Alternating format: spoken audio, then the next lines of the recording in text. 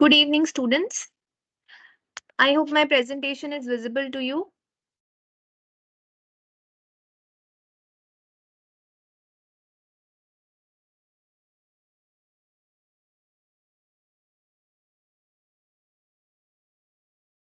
Okay, great.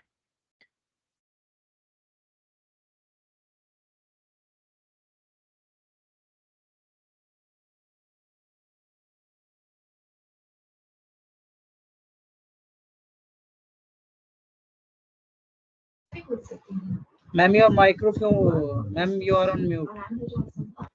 Okay. Thank you.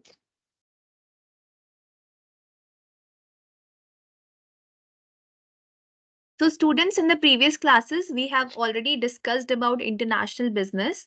International business क्या होता है? What is it all about? उसका थोड़ा सा हमने जो है ओवरव्यू लिया था. इंटरनेशनल बिजनेस एनवायरनमेंट के बारे में हमने सीखा था. एक कोई फर्म कैसे इंटरनेशनल बिजनेस में इन्वॉल्व हो सकती है उसके बारे में हमने सीखा था. ओके.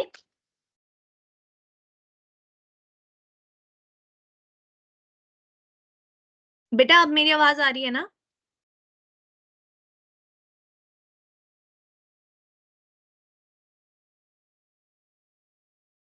ओके.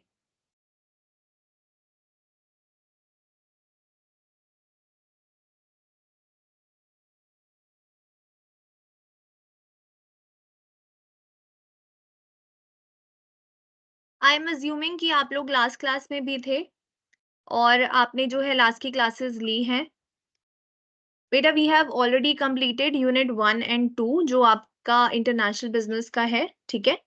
आज हम पढ़ेंगे यूनिट नंबर 3 के बारे में, जिसमें कि various types of international trade theories के बारे में हम डिस्कस करेंगे. ओके. गुड इवनिंग बेटा. Good evening everyone.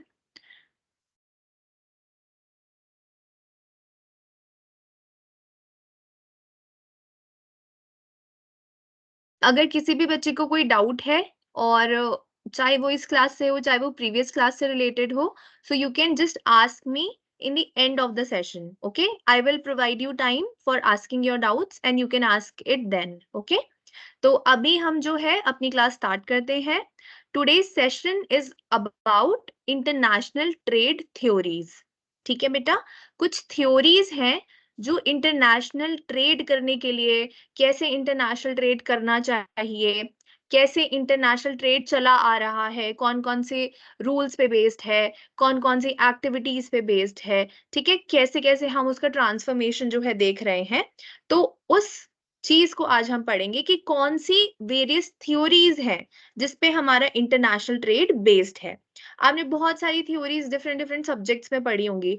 जैसे कि मैथ्स में हम पढ़ते थे, बहुत सारी थ्योरम्स होती थी, है ना. तो ऐसे ही इंटरनेशनल ट्रेड में, इंटरनेशनल बिजनेस में कुछ थ्योरीज होती हैं. ठीक है. Which lay the foundation of international business. चलिए तो आज डिस्कस करते हैं.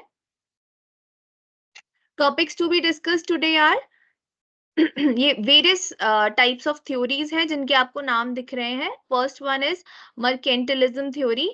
Second is theory of absolute advantage. Third is theory of comparative advantage. उसके बाद फैक्टर्स प्रोपोर्शन थ्योरी, जिसको हम हेकर ओहाइलन थ्योरी भी कहते हैं, और Leontief paradox. Then product life cycle theory. उसके बाद theory of national competitive advantage and instruments of trade control. ठीक है बेटा. तो ये है आज के टॉपिक्स जो हम डिस्कस करेंगे आज की क्लास में.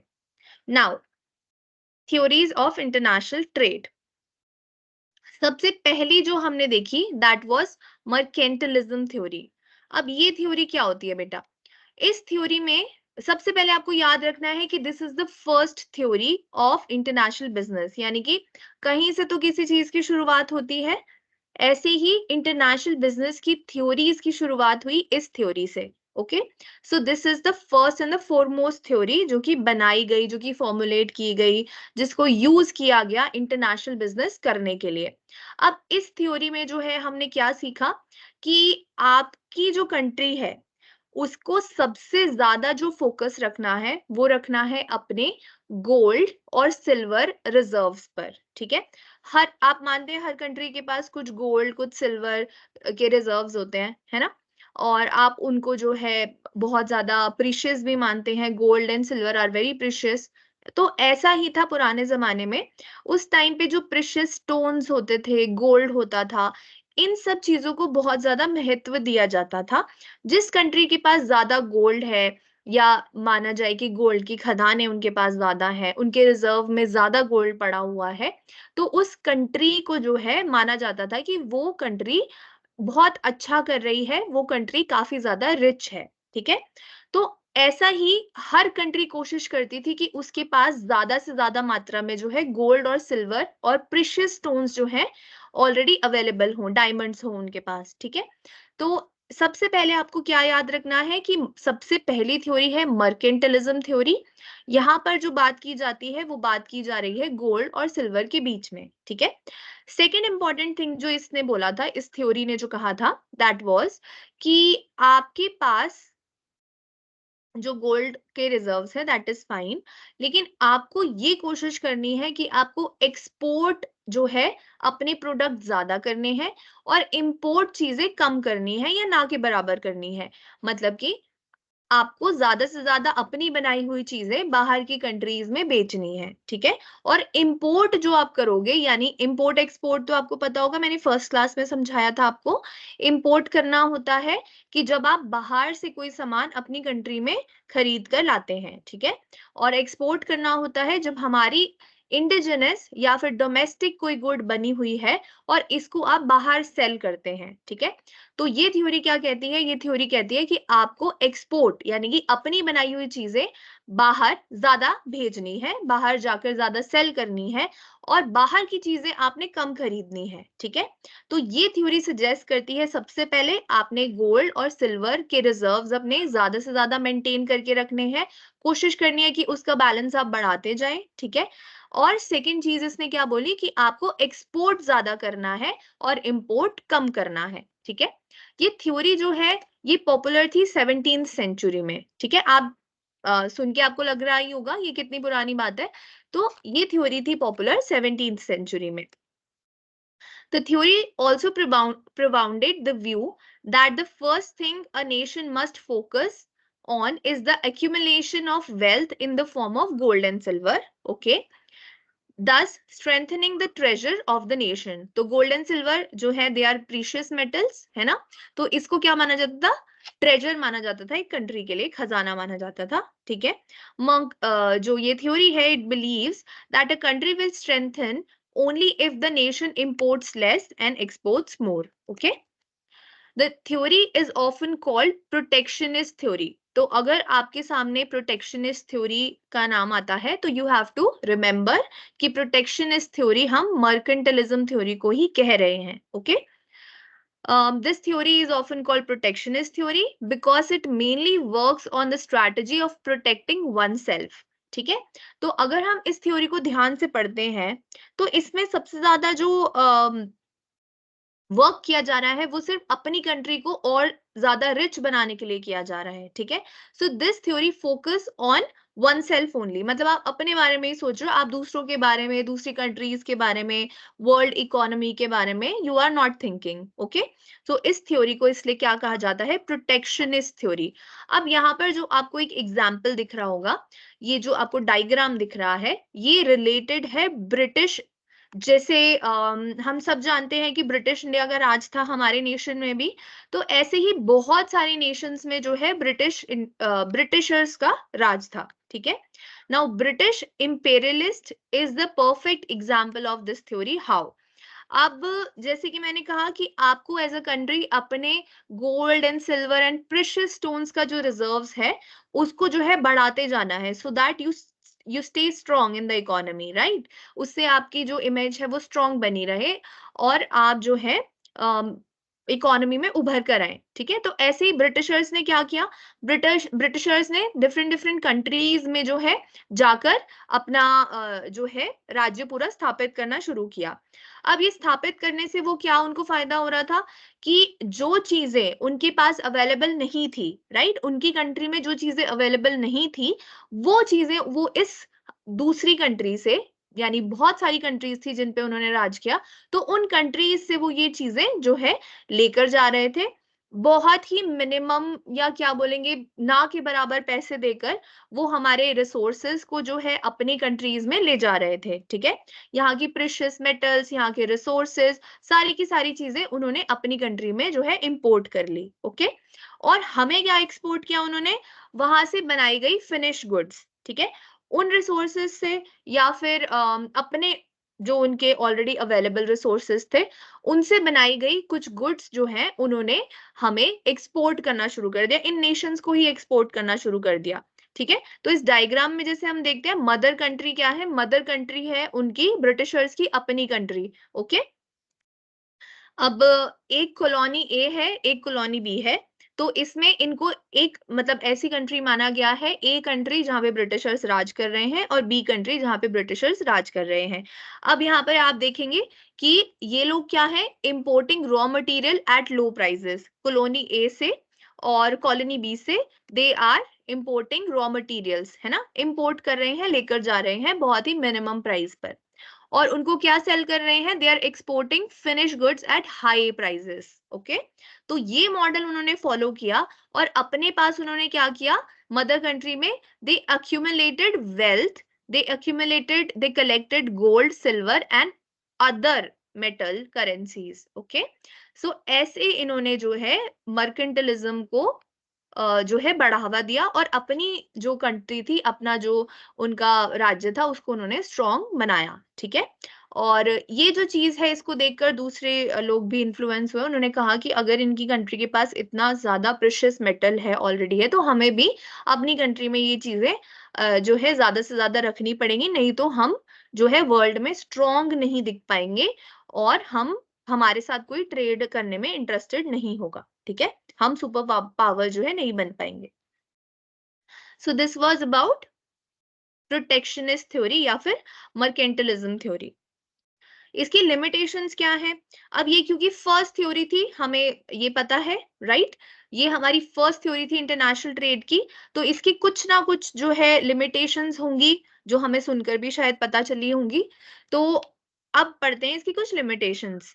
Under this theory, the accumulation of wealth takes place at the cost of another trading partner. अब यहाँ पे जैसे हमने एग्जाम्पल देखा, तो जो कॉलोनी ए थी, कॉलोनी बी थी, वहां पर उनके जो रिसोर्सेस थे, है ना, उनके कॉस्ट पर जो है ये ब्रिटिशर्स अपने रिसोर्सेस को, अपने खजानों को भरे जा रहे थे, राइट, वो इनके नहीं थे। लेकिन अब आपको अगर रिच बनना है, आपको ज्यादा से ज्यादा गोल्ड और सिल्वर रिजर्व मेंटेन करके रखना है, तो जरूरी नहीं है कि हर किसी की कंट्री में जो है ये प्रेशियस मेटल पाया जाता हो। ठीक है, तो उस कंट्री को जो है ये प्रेशियस मेटल दूसरी कंट्री से जो है लाना पड़ेगा किसी भी तरीके से। तो फर्स्ट इसकी लिमिटेशन क्या हो गई कि आप जो ग्रो कर रहे हो, आप जो अपना रिजर्व मेंटेन कर पा रहे हो, वो मेंटेन कर पा रहे हो दूसरी कंट्री के रिसोर्सेस पर। ठीक है, a favorable balance of trade is possible only in a short run and would automatically be eliminated in a long run. तो ये थ्योरी का एक और लिमिटेशन क्या है कि अगर आपको लग रहा है कि आपके पास बहुत सारा जो है गोल्ड और सिल्वर मेंटेन हो गया, बहुत आपके पास प्रेशियस चीजें इकट्ठी हो गई, now you are one of the leaders, तो ये कह रहे हैं कि ये सिर्फ एक शॉर्ट रन के लिए हो सकता है, ऐसा जरूरी नहीं है कि ये आपकी जो स्थिति है ये पूरे टाइम के लिए सेम रहे, राइट। ऐसे ये जो इसके रिजर्व हैं ये कम ज्यादा हो सकते हैं, आप हो सकता है किसी टाइम पर बहुत ज्यादा रिजर्व्स लेकर बैठे हो, बट हो सकता है कि थोड़े टाइम बाद कोई और सुपर पावर या कोई और कंट्री जिसके पास इससे भी ज्यादा रिजर्व्स हो वो अराइज हो जाए। ठीक है, तो ये जो है ये शॉर्ट टर्म की पिक्चर हमें दिखाता है, ना कि लॉन्ग रन की, ज्यादा देर तक हम इसको मेंटेन करके नहीं रख सकते।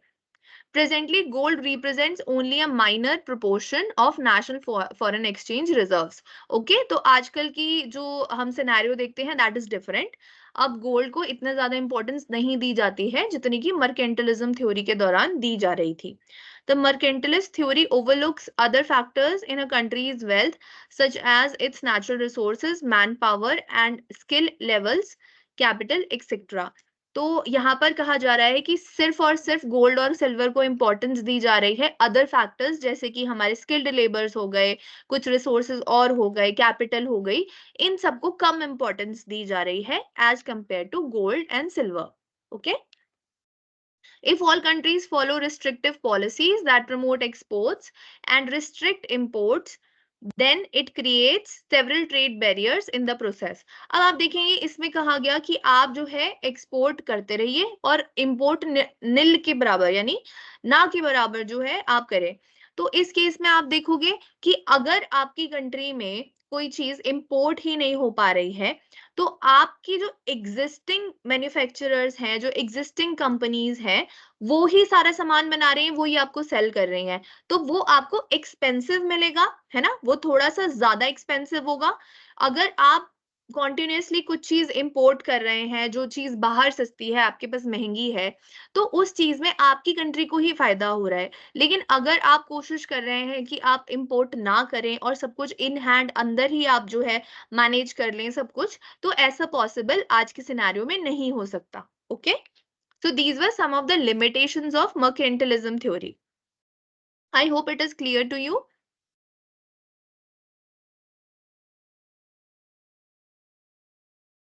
Now we come to the next theory, which is theory of absolute advantage. Oh, इसमें दो बार theory लिख दिया है, but it is theory of absolute advantage.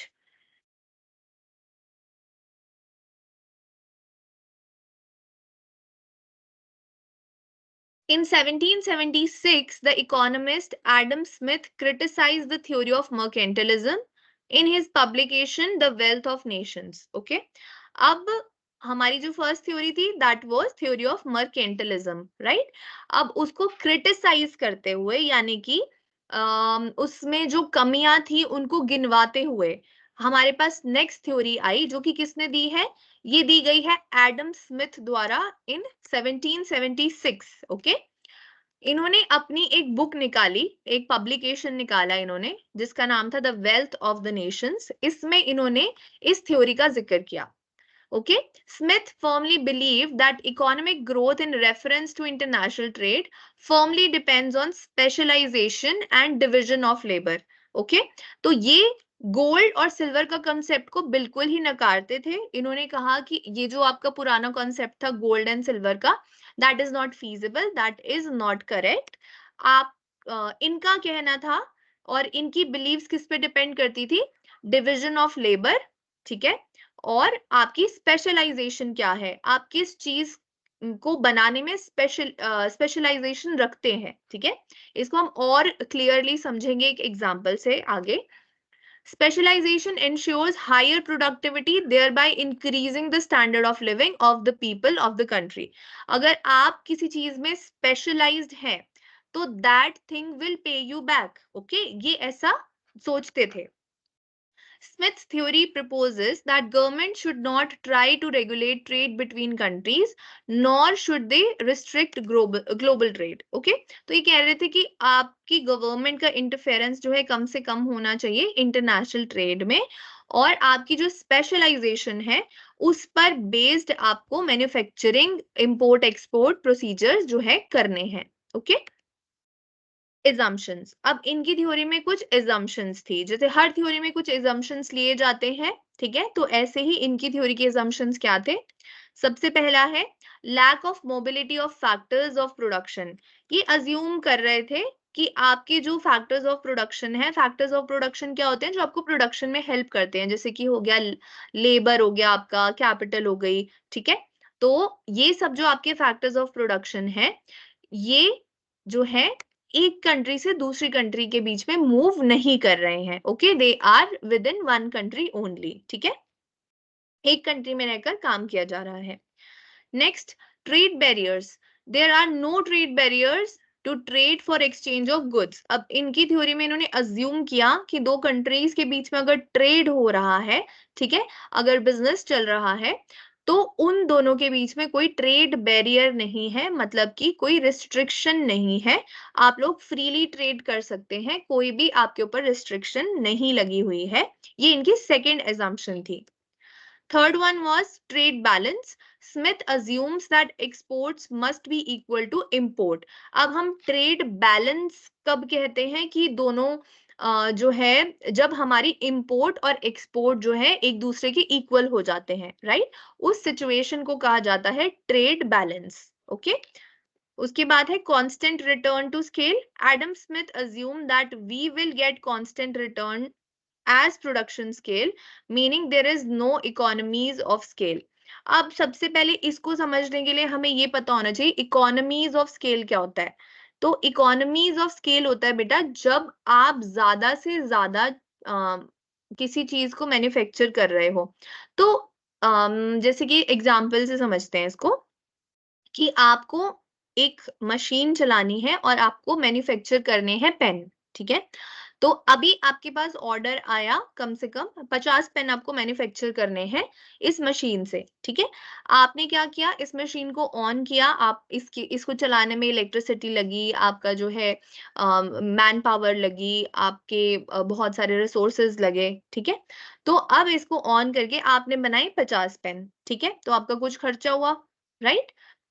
जो हमारी इकोनॉमीज ऑफ स्केल है वो कहती है कि अगर आप सेम मशीन पर ज्यादा जो है ज्यादा से ज्यादा चीजें एक बार में मैन्युफैक्चर कर लोगे तो आपको पर यूनिट कॉस्ट थोड़ी सी कम पड़ेगी। जैसे कि अभी हमने 50 पेन बनाए, लेकिन हमने ऑन तो उसको किया, हमने उसमें इलेक्ट्रिसिटी जो है हमें हमारी खर्च हुई, उसमें हमारे लेबर को हमें जो है पैसे देने पड़े, कुछ कॉस्ट लगी हमें।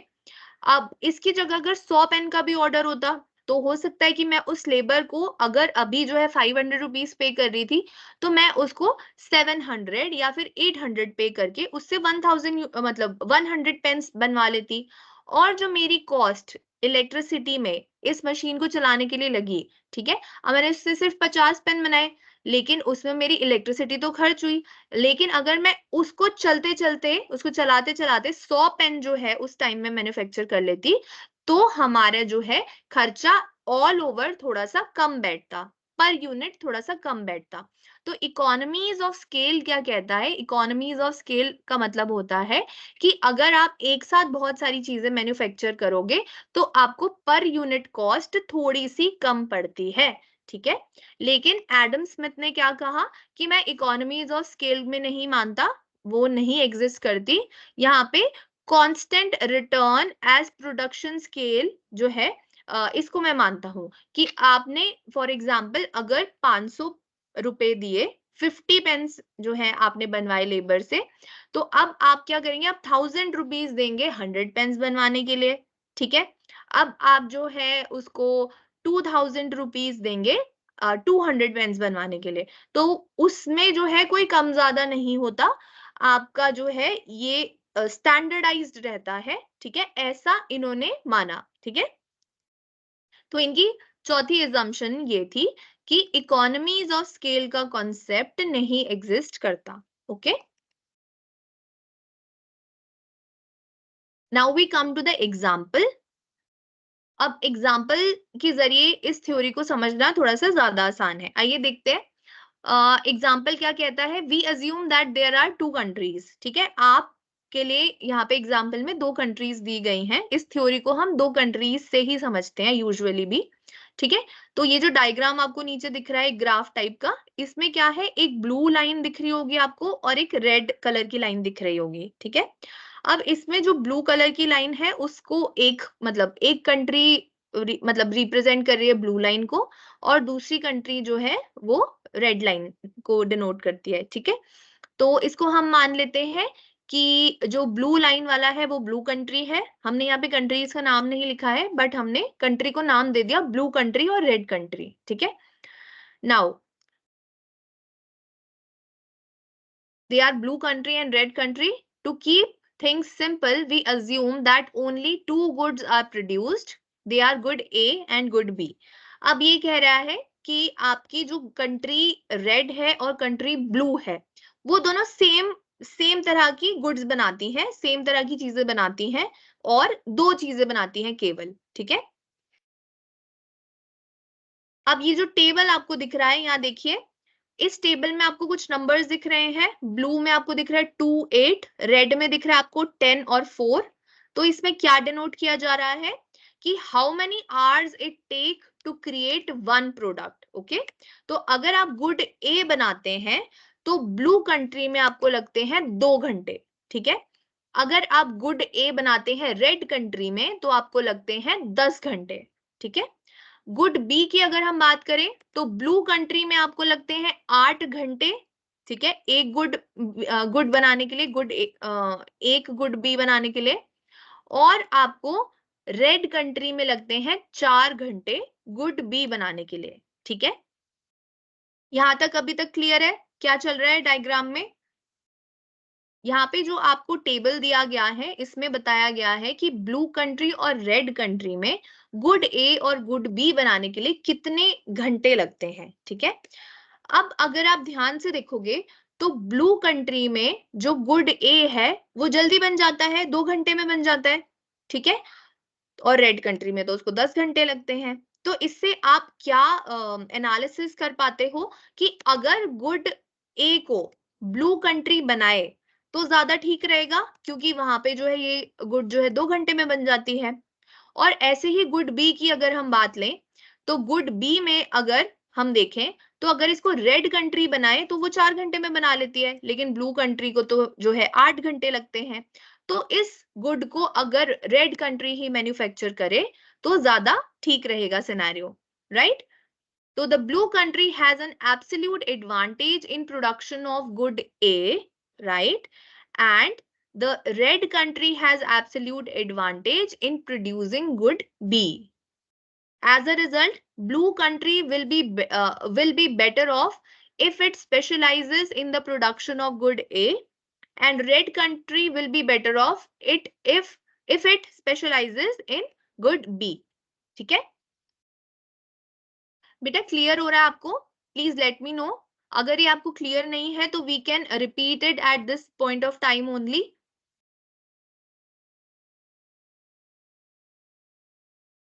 You can just let me know in the chat box if it is not clear, if this theory is not clear. Okay. किसी को कोई ऐसा बच्चा है जिसको समझ में नहीं आई ये theory?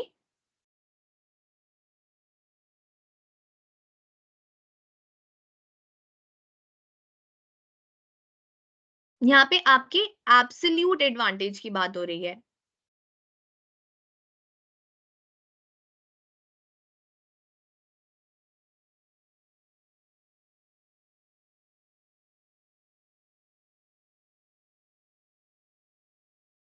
Yes, beta, in exam you also need to give the explanation with the example, क्योंकि इससे आप क्या कहना चाहते हैं वो समझाना ज्यादा क्लियर हो जाएगा, है ना? अभी आपको भी अगर ये समझ आया होगा तो कैसे समझ आया कि जो हमारी ब्लू कंट्री है वो गुड ए को 2 घंटे में बना लेती है, तो वो रेड कंट्री से बेटर है ना?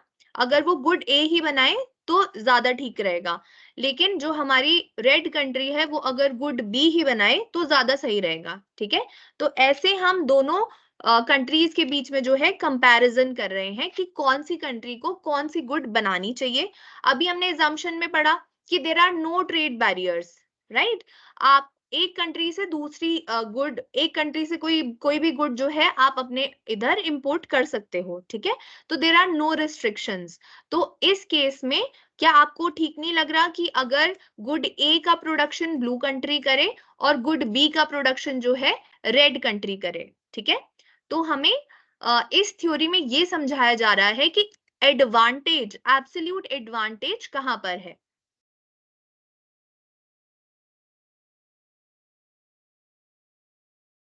ध्रुव बेटा, आप जो है क्वांटिटी यहाँ पे नहीं ले सकते हो, क्योंकि आपसे यहाँ पे एक छोटी सी जो है एब्सोल्यूट एडवांटेज की बात की जा रही है। अगर आप आर्स ले रहे हो तो आपको जो है समझाना थोड़ा सा ज्यादा इजी हो जाएगा, right?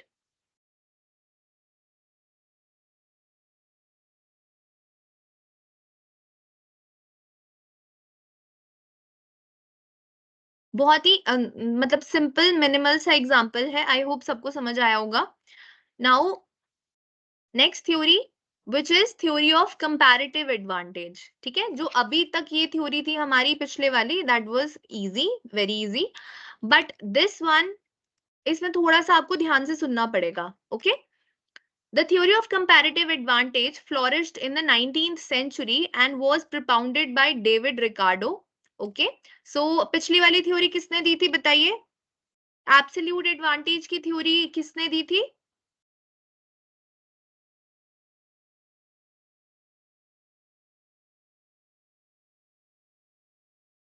Very nice, very nice. So Adam Smith ji ने दी थी हमारी एब्सोल्यूट एडवांटेज की थ्योरी।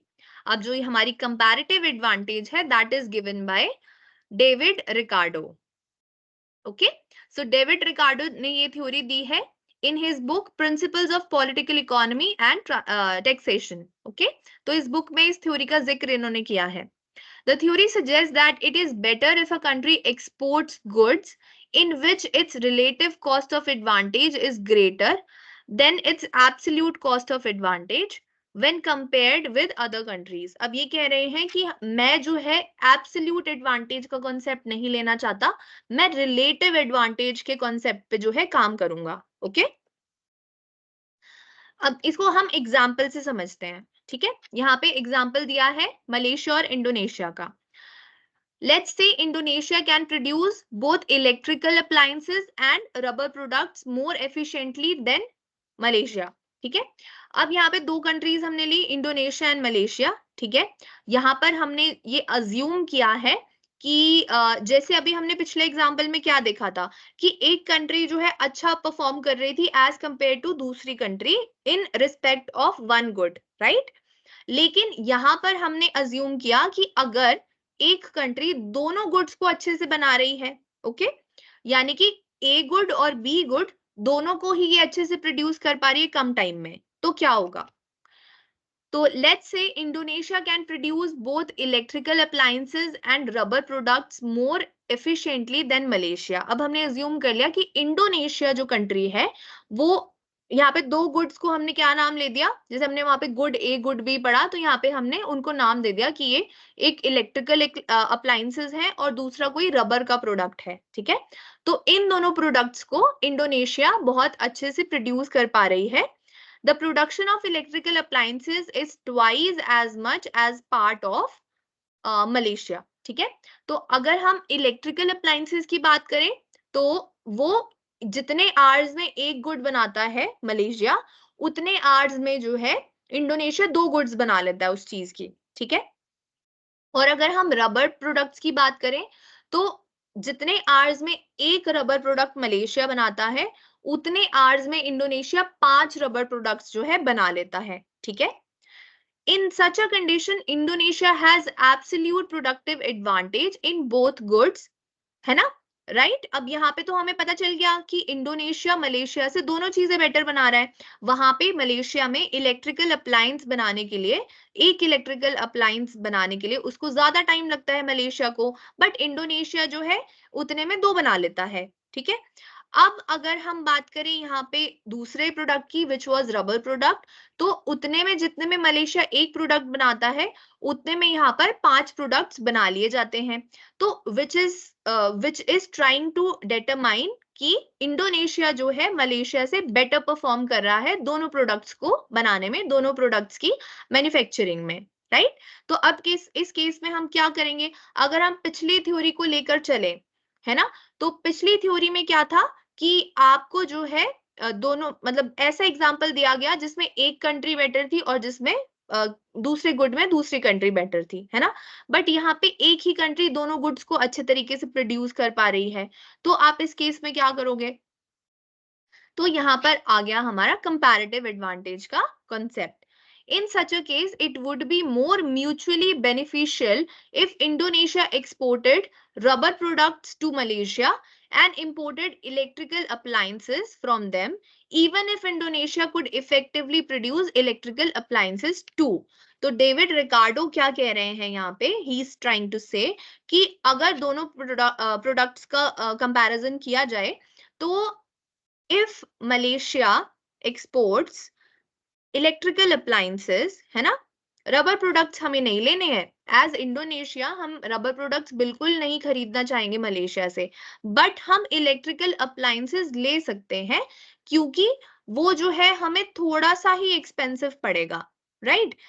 अगर हम दोनों प्रोडक्ट्स को कंपेयर करें तो अगर मलेशिया से हमें कुछ खरीदने का ऑप्शन हमारे पास हो तो इंडोनेशिया को क्या लेना चाहिए, इलेक्ट्रिकल अप्लायंसेस या फिर रबर प्रोडक्ट्स? बताइए। अगर आपके पास ऑप्शन है कि आपको जो है मलेशिया से दोनों प्रोडक्ट में से एक प्रोडक्ट लेना है, तो which one would you prefer? Would it be the rubber product or would it be the electrical appliance?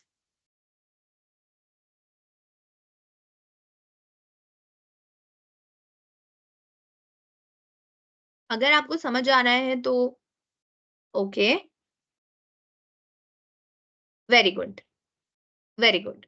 तो यहाँ पर जो है डेविड रिकार्डो कहते हैं कि अगर कंपेयर किया जाए तो हम जो है दूसरी कंट्री से इलेक्ट्रिकल अप्लायंस तो फिर भी ले सकते हैं, बट रबर प्रोडक्ट्स हम उनसे नहीं ले सकते। ठीक है, तो यहाँ पर एब्सोल्यूट एडवांटेज की अगर बात होती तो दोनों में इंडोनेशिया अच्छा परफॉर्म कर रहा होता, लेकिन यहाँ पे कंपैरेटिव एडवांटेज की बात हो रही है कि अगर दोनों में से एक हमें लेना ही है तो हम इलेक्ट्रिकल अप्लायंसेस जो है लेना चाहेंगे, ना कि रबर प्रोडक्ट्स।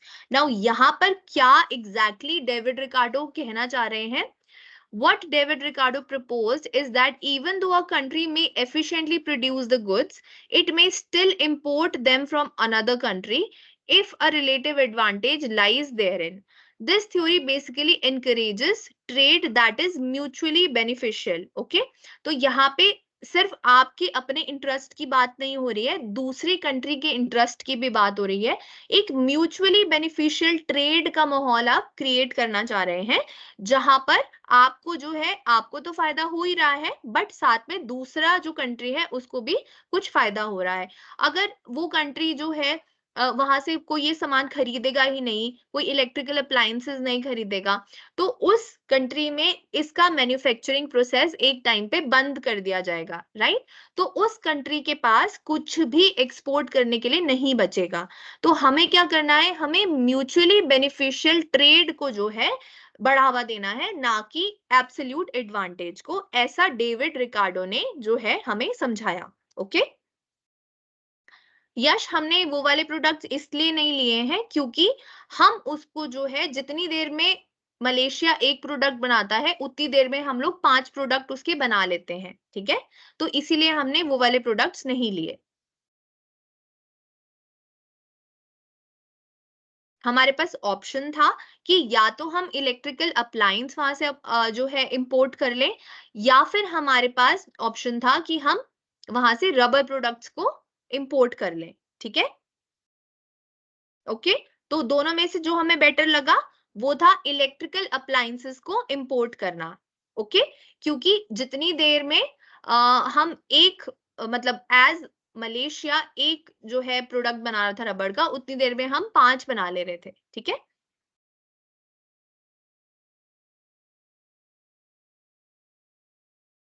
अच्छा ओके ध्रुव, नेक्स्ट क्लास में हम कोशिश करेंगे कि इसका अगर टेबल मैं बना पाई तो मैं ले आऊंगी। अभी मेरे पास ना इसके एग्जाम्पल में डालने के लिए अभी टेबल है नहीं। ठीक है, अब यहाँ पर क्या है बेटा, यहाँ पे भी कुछ एजम्पशंस ली गई थी इस थ्योरी को बनाने से पहले। यहाँ पे देखिए देयर आर ओनली 2 कंट्रीज। अब हमने जैसे इंडोनेशिया और मलेशिया अज्यूम किया, तो यहाँ पे अज्यूम किया जा रहा था कि ओनली 2 कंट्रीज आर देयर, जिनके बीच में, पूरे वर्ल्ड में सिर्फ 2 कंट्री है जिनके बीच में ट्रेड की जा रही है। Second assumption was both of them produce the same two commodities। जैसे हमने पिछली वाली थ्योरी में देखा था कि गुड ए और गुड बी प्रोड्यूस हो रहा था, वैसे ही यहाँ पर भी सिर्फ 2 गुड्स प्रोड्यूस हो रहे थे, जिनको हमने यहाँ पे नाम दे दिया electrical appliances and rubber products. Labour is the only factor of production. तो यहाँ पे क्या कहा जा रहा है, ये जो भी प्रोडक्ट ही प्रोड्यूस हो रहे हैं ये किसके माध्यम से प्रोड्यूस किए जा रहे हैं, लेबर इंटेंसिव टेक्निक से। यहाँ पर जो है मशीनरी की बात नहीं है, सिर्फ लेबर ही इस प्रोडक्ट को बना रहा है। Okay, the supply of labour is unchanged. ये हम सब अज्यूम कर रहे हैं इस थ्योरी को जो है समझने के लिए।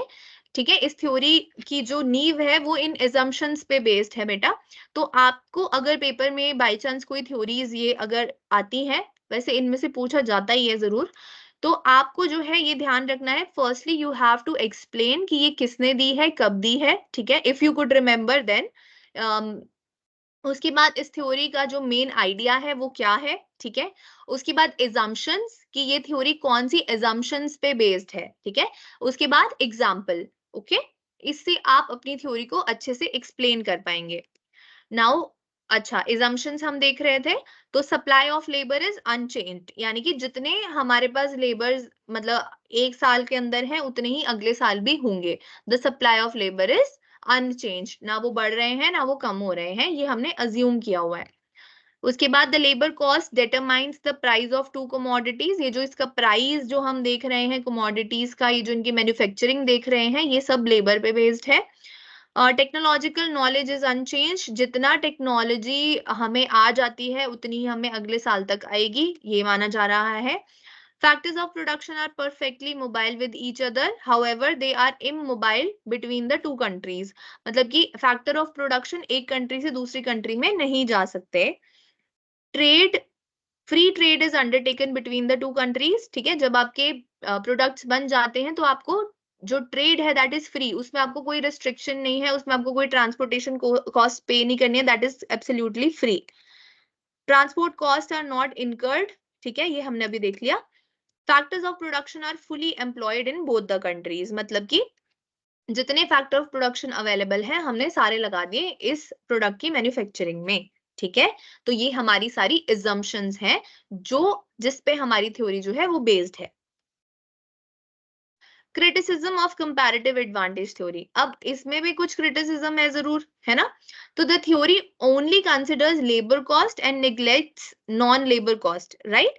अब आपसे यहाँ पे क्या कहा जा रहा है कि आप लेबर इंटेंसिव टेक्निक को ही फॉलो करोगे, ये सारी गुड्स जो है सिर्फ लेबर बना रहे हैं, तो नॉन लेबर कॉस्ट जो है उनके बारे में हमारा ध्यान ही नहीं है कि बाकी चीजों पे जो हमारा खर्चा हो रहा है उस पे हम जो है बिल्कुल ध्यान नहीं दे रहे हैं। The theory considers all labor are homogeneous. However, in reality, labor is heterogeneous due to different grades and kinds. अब यहाँ पे माना जा रहा है कि जो लेबरर्स काम कर रहे हैं उनका जो है काम करने का लेवल सेम है, उनकी थिंकिंग जो है दैट इज सेम, उनका पोटेंशियल जो है दैट इज ऑल्सो सेम, ठीक है। ये हम चीजें अज्यूम कर रहे हैं, but in reality this is not the case. हो सकता है कोई पर्सन जो है ज्यादा अच्छे से काम कर रहा है, कोई पर्सन कम अच्छे से काम कर रहा है, राइट। ऐसा तो हमें डेली सिनेरियो में भी देखने को मिलता है। तो यहाँ पे ये थ्योरी क्या अज्यूम कर रही थी कि सब के सब जो लेबर है they are working with the same potential, they are working in the same manner, okay. Next is transportation cost play an essential role in determining the pattern of trade. अब आप उसी नेशन के साथ deal करना चाहोगे ना जो जहां से आपको जो है वो प्रोडक्ट सस्ता मिलेगा, राइट। अब ट्रांसपोर्टेशन कॉस्ट क्या आपकी नहीं लगेगी, बताओ। शिपिंग कॉस्ट तो हमें पे करनी ही पड़ती है कोई भी प्रोडक्ट अपनी कंट्री में उसको जो है लेकर आने के लिए। तो इस थ्योरी में जो था पूरा का पूरा ट्रांसपोर्ट कॉस्ट की कॉन्सेप्ट को ही निग्लेक्ट कर दिया गया, कहा गया कि ट्रांसपोर्ट कॉस्ट होती ही नहीं है, which is not the case, okay. The theory assumes full employment, however, every economy has existence of underemployment. ठीक है, यहाँ पे माना जा रहा है कि सारे के सारे laborers जितने की available हैं, they are fully employed in manufacturing process. ठीक है, जितने एक country में laborers available हैं, वो सबके सब काम कर रहे हैं, ठीक है, ये हमारी assumption है। The Ricardian theory considers only the supply side of the world trade and neglects the demand side. ठीक है, तो यहाँ पे हम बात कर रहे हैं सिर्फ और सिर्फ सप्लाई साइड के बारे में कि कौन सी कंट्री जो है कौन सी गुड सप्लाई करेगी, और डिमांड की तो बिल्कुल बात ही नहीं की जा रही है कि हाँ किस फॉर एग्जाम्पल किस कंट्री को किस गुड की डिमांड है, उसके बारे में नहीं देखा जा रहा। बस ये देखा जा रहा है कि कौन सी गुड जो है आपको सप्लाई करनी है, ठीक है। So the main focus of this theory is on supply and not demand, okay. So I hope these assumptions might be clear to you. In assumption से आपको ये theory के बारे में थोड़ा सा पता चला होगा कि why should we criticize this theory, है ना। अब ये theory क्यों जो है इतना ज्यादा नहीं चल पाई, ठीक है। So that is what we discussed in criticism.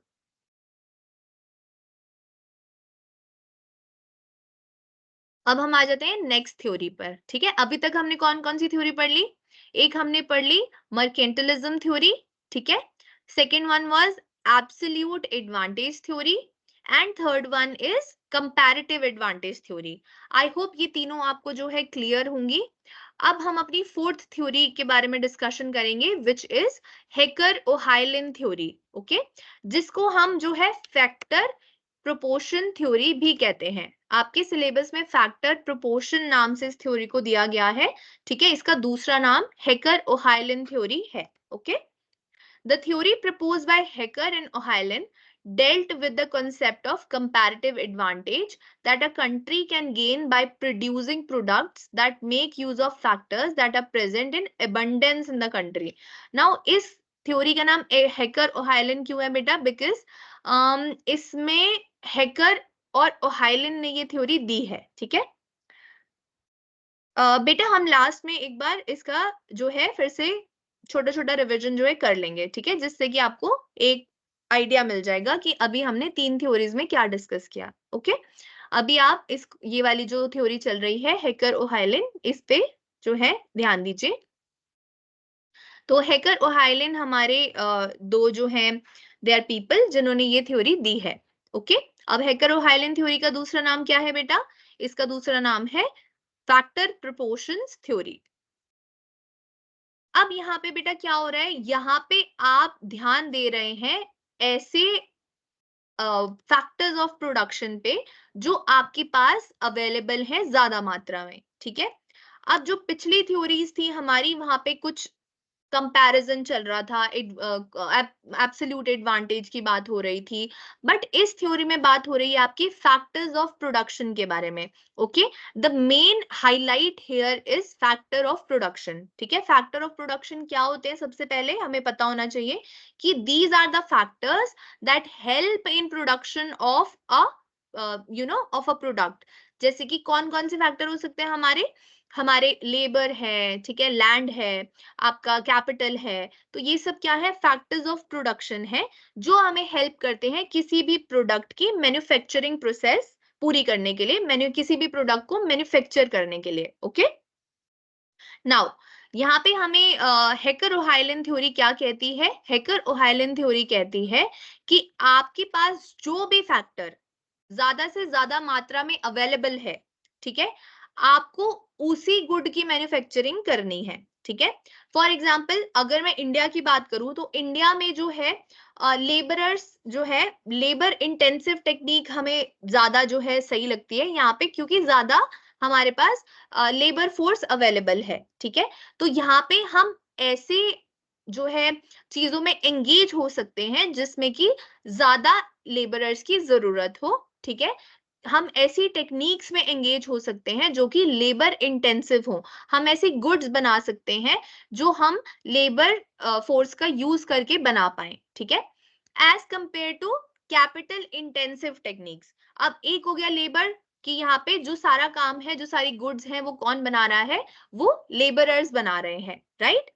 अब आपके पास जो दूसरा जो क्या कहेंगे उसको, कि आपके पास दूसरा जो फैक्टर ऑफ प्रोडक्शन है that is capital intensive. Okay, अब कैपिटल इंटेंसिव में बेटा क्या मेन होता है? यहाँ पर आपका सारा काम कौन करता है? मशीन्स करती हैं। ओके, आपके पास लेबरर्स कम होते हैं बट आपके पास मशीन्स काफी ज्यादा हाई टेक्नोलॉजी की होती हैं जो कि सारा काम खुद करती हैं। ओके, यहाँ पर हेकर ओहाइलिन थ्योरी में ये लोग क्या कहते हैं? They are trying to explain that where, जैसे कि एग्जांपल ले कि अगर इंडिया में हमारे पास लेबरर्स ज्यादा अवेलेबल हैं तो सारा का सारा जो हमारा प्रोडक्शन है, प्रोडक्शन की जो सारी एक्टिविटी है, उसमें हमें लेबरर्स का यूज करना चाहिए। ओके, और अगर हमारी कंट्री जो है फॉर एग्जांपल यूएसए है और वहां पर जो है ज्यादा से ज्यादा एडवांस मशीनरी अवेलेबल है एज कंपेयर टू लेबरर्स, तो उस कंट्री को जो है अपनी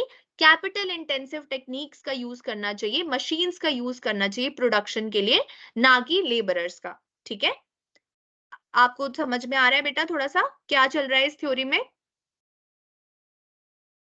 मेनली आपको दो यहाँ पे फैक्टर ऑफ प्रोडक्शन याद रखने हैं, एक लेबरर्स और दूसरा कैपिटल, ठीक है। तो लेबर, जहां पर जिस कंट्री में ज्यादा लेबरर्स अवेलेबल है, लेबर फोर्स अवेलेबल है, उस कंट्री में जो सारी की सारी प्रोडक्शन है वो होगी with the help of labour intensive techniques, ठीक है, और जिस कंट्री में जो है ज्यादा से ज्यादा एडवांस टेक्नोलॉजी वाली मशीनरी अवेलेबल है और लेबरर्स कम अवेलेबल है, तो उस कंट्री को फोकस करना चाहिए सारी मैन्युफैक्चरिंग जो है वो कैपिटल इंटेंसिव टेक्निक से करे, मशीन से करे, ना कि लेबरर्स को एम्प्लॉय करे। ठीक है,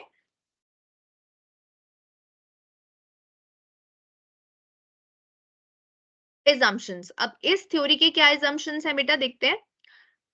The model explained how resources are imbalanced throughout the world. ठीक है, तो इसमें क्या कहा जा रहा है, क्योंकि हमने यहाँ पर देखा कि कहीं पे लेबर ज्यादा है, कहीं पे जो है मशीनरी एडवांस है। ठीक है, तो जो डिविजन ऑफ रिसोर्सेज है that is different among different Nations. ठीक है, किसी एक नेशन में ज्यादा लेबरर्स हो सकते हैं, किसी में कम हो सकते हैं, तो unequal distribution of factor of production है।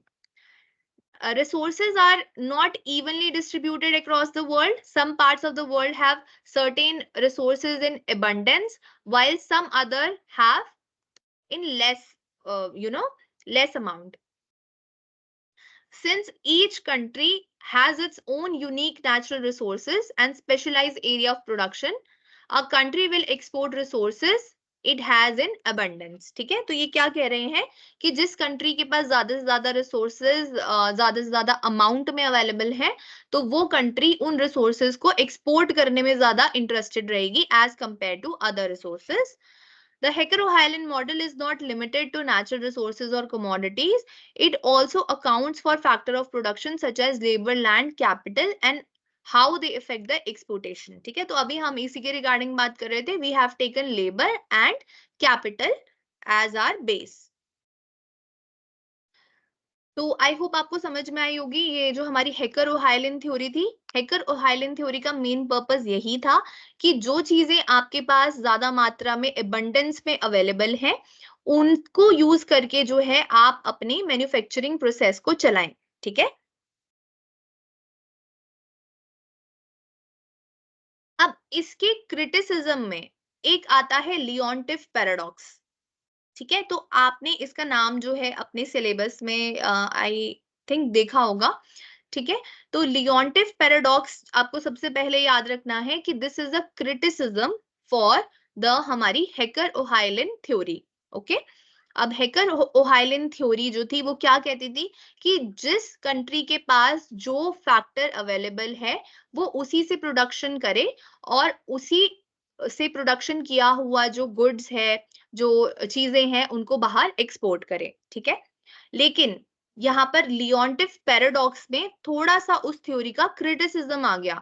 अब क्या इन्होंने डिस्कवर किया, लियोनटिफ जो है हमारे he is a person who gave this Leontief paradox. Okay, Leontief studied trade flows in 1950s. Based on input-output analysis of international trade, he discovered that the US, a country with great deal of capital, was importing capital-intensive commodities and exporting labor-intensive commodities. तो अगर हम इस line को ध्यान से पढ़ते हैं तो हमें पता चलता है कि इन्होंने जो अपनी रिसर्च है इन्होंने की यूएसए में। ठीक है, तो यूएसए अगर हम अज्यूम करते हैं या हमें अगर यूएसए का नाम आता है हमारे सामने, तो आपको नहीं लगता कि वहां पे जो है कैपिटल इंटेंसिव टेक्निक्स को यूज किया जाता होगा और लेबर इंटेंसिव को कम यूज किया जाता होगा, क्योंकि it is advance country, it has a lot of advance technology, तो वो जो है ज्यादा से ज्यादा कैपिटल इंटेंसिव वाले तरीके से जो है गुड्स मैन्युफैक्चर करती होगी, है ना। तो ऐसा ही लियोनटिफ को भी लगा था।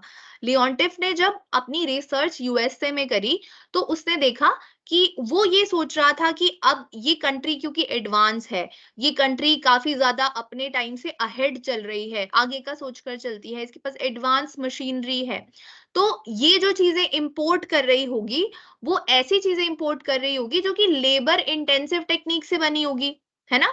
और क्योंकि ये कैपिटल इंटेंसिव जो है नेशन है, तो ये ऐसी चीजें एक्सपोर्ट कर रही होगी जो कि कैप मतलब मशीनरी से बनी होगी, कैपिटल इंटेंसिव तरीके से बनी होगी। ठीक है, तो ये लियोनटिफ अज्यूम करके चल रहे थे, लेकिन जब उन्होंने ग्राउंड लेवल पे रिसर्च करी तब उनको पता चला कि जो यूएसए है जिसके पास बहुत सारी कैपिटल और एडवांस टेक्नोलॉजी है, वो क्या कर रहा था, वो इंपोर्ट कर रहा था कैपिटल इंटेंसिव कमोडिटीज, ठीक है।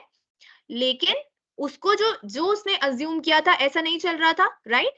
यूएस से क्या कर रहा था, इट वाज इंपोर्टिंग ऐसी गुड्स जो कि कैसी थी, कैपिटल इंटेंसिव थी, ठीक है, कैपिटल इंटेंसिव टेक्निक से बनी थी, okay.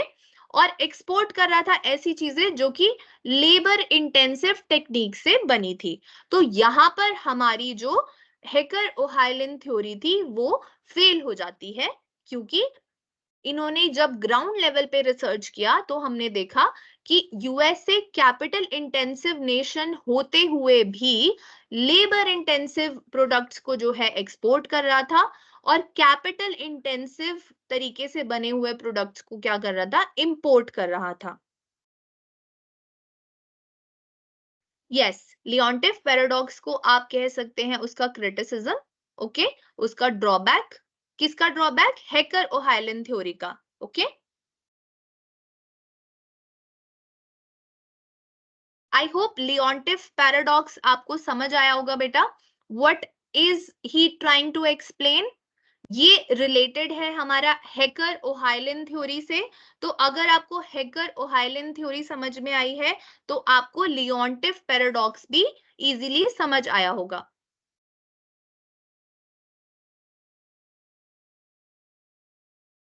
Okay, great. So we have covered the four theories. Now we move to the next one, which is product life cycle theory. ठीक है, तो प्रोडक्ट लाइफ साइकिल आपने मार्केटिंग में भी पढ़ी होगी। एक ऐसी लाइफ साइकिल होती है जिससे कि एक प्रोडक्ट जो है जब पैदा होता है, ठीक है, वहां से लेके एंड तक उसकी लाइफ कैसी जाती है, वो हमारी प्रोडक्ट लाइफ साइकिल होती है। अगर हम आपकी एज अ चाइल्ड बात करें, एक एक बच्चे की बात करें, तो सबसे पहले क्या होता है, ही और she is a new born, ठीक है। उसके बाद वो थोड़ा बड़ा होता है, फिर वो स्कूल जाने लगता है, फिर वो उससे ज्यादा बड़ा होता है तो वो ऑफिस जाने लगता है, फिर उसकी अपनी फैमिली होती है और फिर वो ओल्ड एज में आ जाता है, ठीक है। तो ऐसे ही हमारे प्रोडक्ट्स भी क्या हैं, वो एक लाइफ साइकिल से जो है गुजरते हैं, ओके। तो ये लाइफ साइकिल हमने पिछले सेमेस्टर में भी पढ़ी होगी, बिल्कुल मार्केटिंग में वेरी इंपॉर्टेंट टॉपिक था ये वहां पर। तो introduction, growth, maturity and decline, ये कुछ ऐसी स्टेजेस हैं जहां से हमारा प्रोडक्ट जो है गुजरता है, ओके। तो इंट्रोडक्शन स्टेज कौन सी होती है बेटा, जहां पे आप कोई नया प्रोडक्ट इंट्रोड्यूस करते हैं मार्केट में, okay. Next one is growth. अब आपने प्रोडक्ट इंट्रोड्यूस कर दिया, जरूरी नहीं है कि ये प्रोडक्ट जो है बहुत ज्यादा रेट पे ग्रो करे, या फिर हो सकता है कि ये अभी ग्रो ही ना कर पाए, ठीक है। तो आप जब इंट्रोडक्शन स्टेज पे होते हो बेटा, तो आप बहुत ज्यादा इसकी मार्केटिंग करते हो, एडवर्टाइजमेंट करते हो, पॉपुलैरिटी बढ़ाने के लिए कि लोग ज्यादा से ज्यादा इस प्रोडक्ट को खरीदें, ठीक है। तो नेक्स्ट इज ग्रोथ स्टेज। अब आपने बहुत सारी मार्केटिंग करी, बहुत ज्यादा आपने इसका जो है सेल करा इसको, और बहुत ज्यादा आपने टेक्निक्स लगाई, ठीक है। तो अब ये जो प्रोडक्ट है हमारा, इसकी सेल्स जो है हमारी थोड़ी सी बढ़ने लगी, ओके। तो ये आ गया ग्रोथ स्टेज पर, इंट्रोडक्शन से next stage which is growth stage. Next one is maturity. अब मैच्योरिटी पे क्या होता है बेटा, मैच्योरिटी पे आपका प्रोडक्ट जो है मैच्योर हो गया है, यहाँ पर आपका प्रोडक्ट को देखते हुए और ज्यादा जो है कॉम्पिटिटर्स मार्केट में आ गए हैं।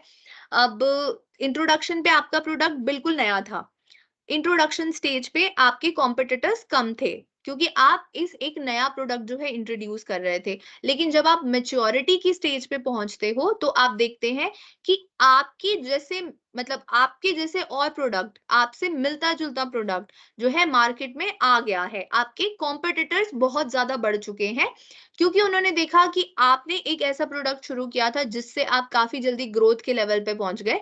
तो उन्हें भी ये जो है आइडिया अच्छा लगा, उन्होंने इस आइडिया को आप मतलब देखकर उन्होंने भी आपके जैसा प्रोडक्ट बनाना शुरू कर दिया। तो ये हो जाती है हमारी मैच्योरिटी स्टेज। मैच्योरिटी स्टेज पे आपकी जो सेल है that becomes a little constant, कि मतलब ऐसा नहीं है कि आप जितना ग्रोथ में जो है इंट्रोडक्शन से ग्रोथ में जितना आपने ग्रो किया था उतना आप ग्रो नहीं करते हो अब, क्योंकि उस टाइम पे आपका कोई कॉम्पिटिटर नहीं था तो आपको ग्रोथ मिल पाई। लेकिन अब यहाँ पर मेच्योरिटी स्टेज पे आपके कॉम्पिटिटर आ गए हैं, तो लोग आपसे भी कुछ सामान खरीद रहे हैं और आपके कॉम्पिटिटर से भी कुछ सामान खरीदा जा रहा है। ठीक है, तो ये होती है हमारी maturity stage. Next stage is decline stage, जो कि अब हो सकता है आपके कॉम्पिटिटर्स आपसे सस्ता प्रोडक्ट उनको ऑफर कर रहे हो, आपसे बेटर टेक्नोलॉजी उनको ऑफर कर रहे हो, तो लोग जो है आपका प्रोडक्ट काफी मतलब कम ले रहे हो जितना पहले लेते थे उसके कंपैरिजन में। तो आपके प्रोडक्ट की जो डिमांड है, आपके प्रोडक्ट की जो लोगों को पहले लगता था प्रेफरेंस है, वो क्या है अब जो है कम हो गई है as compare to other products. तो अब हमारा प्रोडक्ट जो है डिक्लाइन करना शुरू कर देता है। ठीक है, तो ये है हमारी product life cycle. Okay, this theory was propounded by Raymond Vernon, a business professor at Harvard Business School in 1960। तो 1960 में बेटा ये थ्योरी आई थी। ठीक है, किसने दी थी? रेमंड वर्नन ने। This theory describes how a product matures and declines as a result of internationalization। तो हमने जो प्रोडक्ट लाइफ साइकिल थ्योरी पढ़ी थी मार्केटिंग में, वो बात हो रही थी नॉर्मली किसी प्रोडक्ट की जो हमारे कंट्री में मिल रहा था। ठीक है, जो हमने अपनी कंट्री में मैन्युफैक्चर किया था। लेकिन जब हम प्रोडक्ट लाइफ साइकिल थ्योरी की इंटरनेशनल बिजनेस में बात करते हैं, तो हमें ये याद रखना चाहिए कि आप अपने प्रोडक्ट को इंटरनेशनली लेकर जा रहे हो, you are going to sell it in another nation. Okay, तो उस हिसाब से आपकी प्रोडक्ट लाइफ साइकिल जो है चलेगी। This theory describes how a product matures and declines as a result of internationalization। अब internationalization क्या था बेटा? बताओ, फर्स्ट क्लास में हमने डिस्कस किया था ना इंटरनेशनलाइजेशन।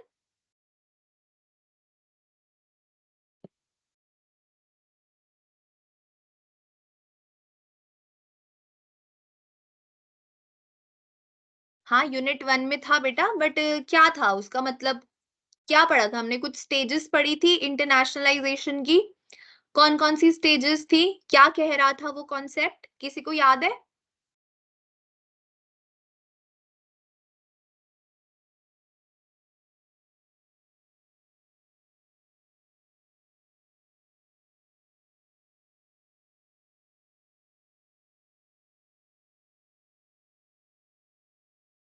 3 स्टेजेस नहीं थी।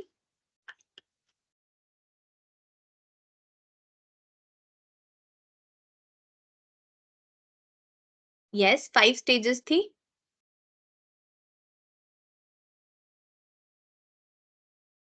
हाँ, 5 to 6 स्टेजेस थी। Very nice. जब आप अपने प्रोडक्ट को, आप अपने बिजनेस को इंटरनेशनल लेके जाना चाह रहे हो, ठीक है, तो उसमें आप बहुत सारी स्टेजेस से गुजरते हो। सबसे पहले you are a domestic business, then you go to outside world as a international business, है ना? उसके बाद आप जो है ग्लोबल बिजनेस बनते हो, उसके बाद आप ट्रांसनेशनल बिजनेस बनते हो। ठीक है, बीच में आप एक मल्टीनेशनल कॉर्पोरेशन भी बनते हो। ठीक है, तो ये क्या है, ये आपके लेवल्स हैं कि जब आप अपने बिजनेस को इंटरनेशनल लेकर जाते हो। ठीक है, तो यहाँ पर भी वही बात की जा रही है कि when you are engaged in internationalisation, तो आपका प्रोडक्ट लाइफ साइकिल जो है कैसे चलेगा, कैसा दिखेगा। Okay, it explains the cycle that a product goes through when it is exposed to a international market। तो यहाँ पर एक प्रोडक्ट की नेचर को जज किया जा रहा है कि एक प्रोडक्ट कैसा जो है, कैसे ग्रो करेगा, कैसा दिखेगा, किस किस स्टेज से जाए, मतलब जाकर निकलेगा, किस किस स्टेज से गुजरेगा इन एन इंटरनेशनल मार्केट। ठीक है,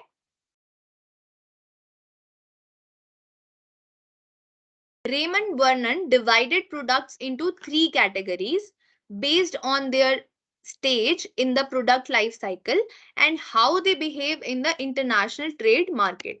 Now यहाँ पे बेटा क्या हो रहा है, अभी जो हमने स्टेजेस पढ़ी वो बहुत कॉमन स्टेजेस हैं जो हमने मार्केटिंग में भी पढ़ी हुई है, बट और वो थोड़ी नई है। बट जब रेमंड वर्नन ने जो है ये वाली स्टेजेस बनाई थी प्रोडक्ट्स की, तो सिर्फ 3 टाइप की उन्होंने जो है स्टेजेस बनाई थी। अब इन स्टेजेस का नाम क्या था? एक था न्यू प्रोडक्ट, दूसरा था मैन्युफैक्चरिंग प्रोडक्ट और तीसरा था स्टैंडर्डाइज प्रोडक्ट। ठीक है, तो न्यू प्रोडक्ट बेटा क्या है? इंट्रोडक्शन फेज है आपका। ओके, आप कोई भी प्रोडक्ट लेकर आए हो जो कि मार्केट में ऑलरेडी एग्जिस्ट नहीं करता है। ओके, मार्केट में जो है ये चीज अब अभी तक किसी ने इंट्रोड्यूस नहीं की है, so that is the new product stage. इस वाले एग्जाम्पल, इन वाली स्टेजेस को सबसे अच्छे तरीके से समझने का एग्जाम्पल है टेक्नोलॉजी या फिर कंप्यूटर्स, जैसे कि हमारे वर्ल्ड में आए। ठीक है, तो सबसे पहले कंप्यूटर्स जो थे वो एग्जिस्ट नहीं करते थे पहले, इंटरनेट एग्जिस्ट नहीं करता था। ठीक है, तो कंप्यूटर्स जब आए तो यूएस ने उसको इंट्रोड्यूस करने का जो है काम किया। अब उन्होंने ये टेक्नोलॉजी वो लेकर आए। अब काफी लिमिटेड इसके पीसेस थे, लोगों को जो है ऑल अराउंड द वर्ल्ड पता चल रहा था कि कोई भाई कंप्यूटर नाम का प्रोडक्ट है, कंप्यूटर ये चीजें कर देता है, कैलकुलेशन कर देता है, उसमें आप टाइप कर सकते हो, डाटा अपना आप फीड कर सकते हो। ठीक है, तो ये क्या था? एक न्यू प्रोडक्ट था, इंट्रोडक्शन स्टेज थी, राइट? अब इस प्रोडक्ट को कौन मैन्युफैक्चर कर रहा था? सिर्फ यूएस मैन्युफैक्चर कर रहा था, क्योंकि उस जो पर्टिकुलर कंट्री थी वो उसको लेकर आई थी और उसी के पास इसकी टेक्नोलॉजी थी। ठीक है, तो वो कंट्री ही इसको मैन्युफैक्चर कर रही थी जब ये न्यू प्रोडक्ट स्टेज पे था। Second comes which stage? Maturing product stage. अब मैच्योरिंग प्रोडक्ट स्टेज में जैसे हमने पीछे भी डिस्कस किया, तो मैच्योरिंग प्रोडक्ट में क्या हुआ? अब आपको देखते हुए दूसरी कंट्रीज भी इस बिजनेस में आ गई।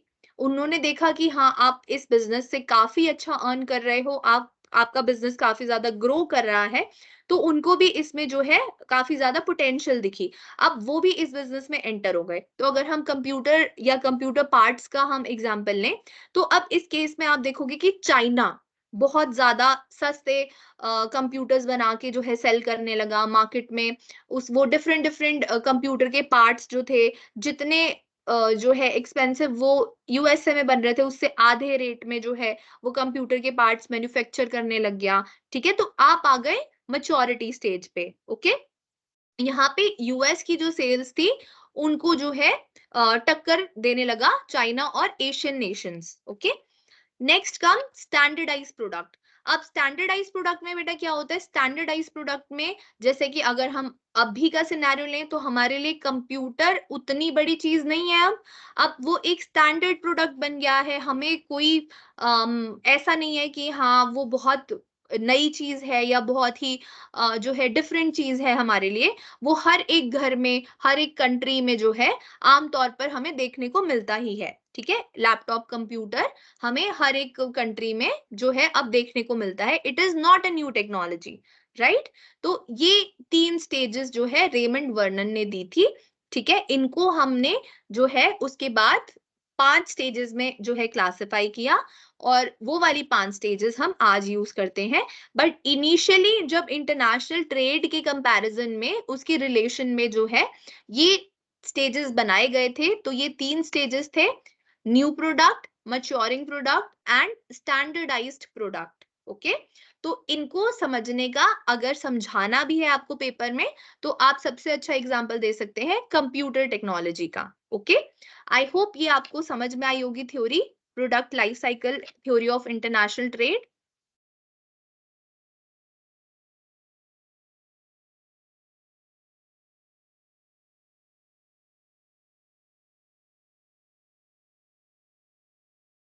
ओके,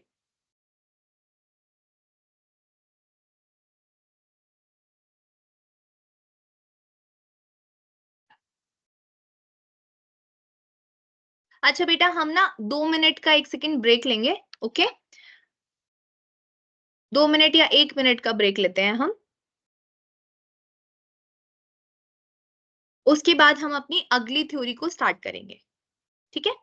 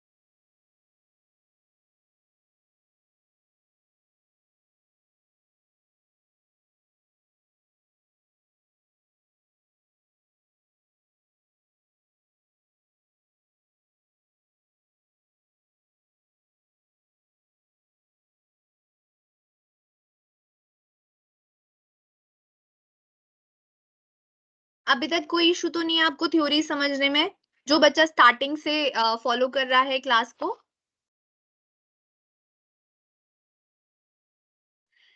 बहुत सारे बच्चे जो हैं इन थ्योरीज को समझना नहीं चाहते, उनको ना मतलब ऐसा लगता है कि दीज आर वेरी कॉम्प्लिकेटेड, उनको समझ में नहीं आती हैं। तो आई होप कि आपको अभी समझ में आ रहा होगा।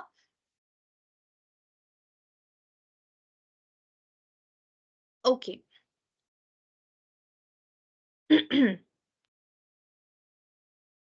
बेटा मेन कॉन्सेप्ट आपको नोट्स बनाने हैं साथ में क्लास के। How will I right in the chat box? आपको मैंने स्टार्टिंग में ये बोला है कि क्लास जब स्टार्ट होगी you have to keep your pen and register with you and you have to make your notes.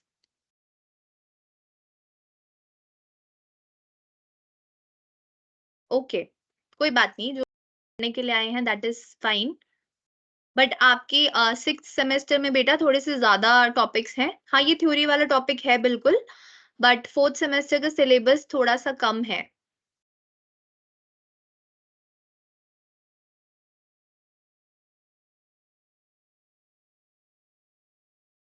Six semester की बच्चों के लिए क्लास हो रही है, वो भी 7 to 9 हो रही है बेटा, आप लोग उसको ज्वाइन कर सकते हैं।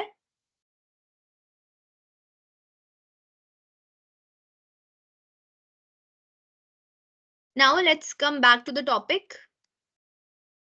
तो प्रोडक्ट लाइफ साइकिल थ्योरी के बाद हमारी नेक्स्ट जो थ्योरी आती है that is theory of national competitive advantage. Okay,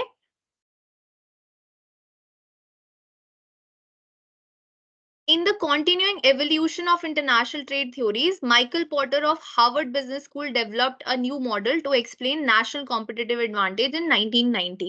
Now, यहाँ पे बेटा क्या है? ध्रुव बेटा, आपको एग्जाम में प्रोडक्ट लाइफ साइकिल थ्योरी में सबसे पहले you have to give the 3 stages जो कि डेविड रिकार्डो ने दी थी इनिशियली। उसके बाद you can mention that the updated version of the product life cycle theory is these 5 or 4 stages which we discussed. Okay, तो पहले आपने तीन जो stages हैं वो समझानी है, उसके बाद आपने 5 समझानी है या 4 समझानी है। ठीक है, अगर आपको समझ में आया है तो आई कैन अश्योर कि आप जो है तीनों पांचों ये सब इसमें नहीं जाओगे, आप ऐसे ही पूरे कॉन्सेप्ट को समझा के आओगे जैसे कि क्लास में आपको ये सुनने को मिल रहा है। ठीक है, तो अब नेक्स्ट थ्योरी पे आ जाते हैं which is national competitive advantage. बेटा ये किसने दी है? ये दी है माइकल पॉटर ने। ओके, माइकल पॉटर जो है हमारे जैसे सारी थ्योरीज को देने वाले कुछ स्कॉलर्स हैं, वैसे माइकल पॉटर भी हैं।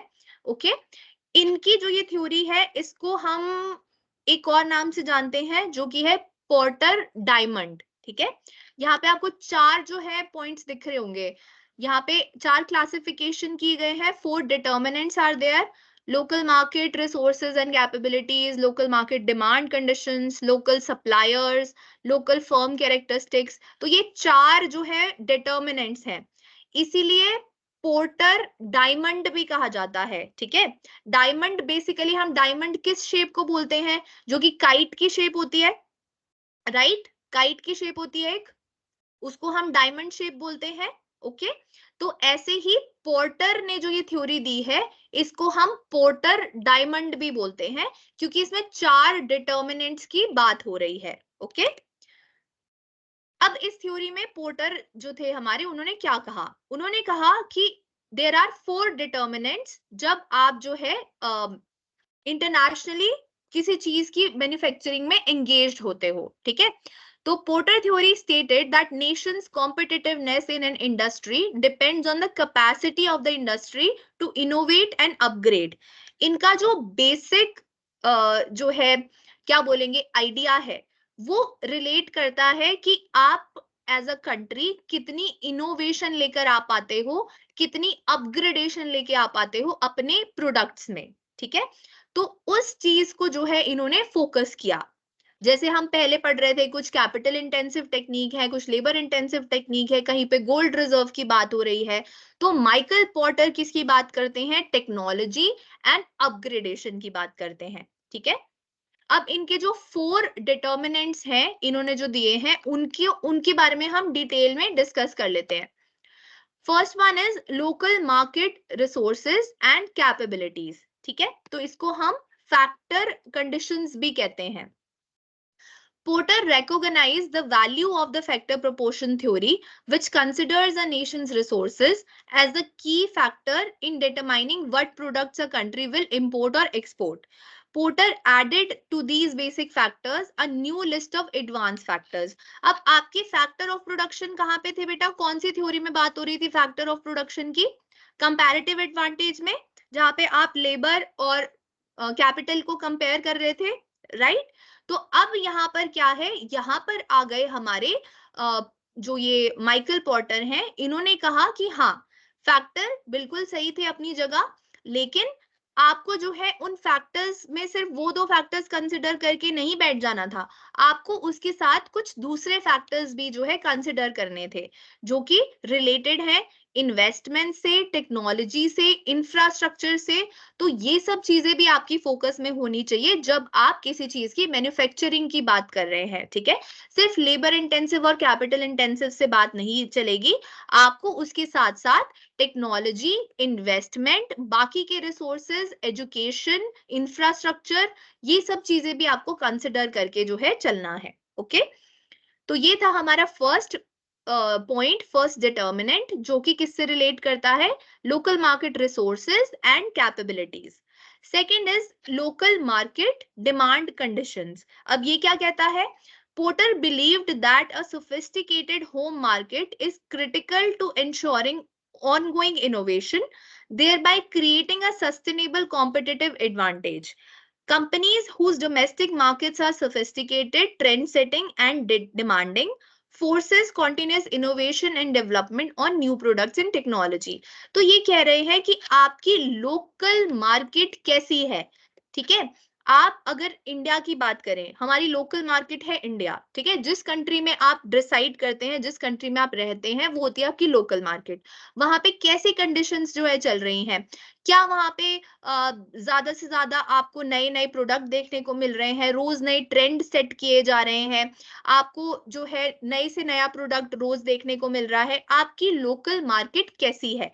अगर आपकी लोकल मार्केट जो है बहुत अच्छा काम कर रही है, तो बिल्कुल ऐसा आपके लिए जो है कंफर्म्ड है कि आप जब एक्सपोर्टिंग में एंगेज होंगे, इंटरनेशनल बिजनेस में एंगेज होंगे, तो वहां पर भी आप जो है ज्यादा से ज्यादा इनोवेशंस, ज्यादा से ज्यादा नए प्रोडक्ट्स जो है इंट्रोड्यूस कर पाएंगे, क्योंकि आप लोकल लेवल पे ही ऑलरेडी इतने अच्छे से वर्क कर रहे हैं। ठीक है, many sources credit the demanding US consumer and forcing US software companies to continuously innovate. अब हमारे यहाँ पर लोकल मार्केट इतनी ज्यादा जो है टेक्नोलॉजी स्पेसिफिक, इतनी ज्यादा चेंजिंग जो है, क्यों है?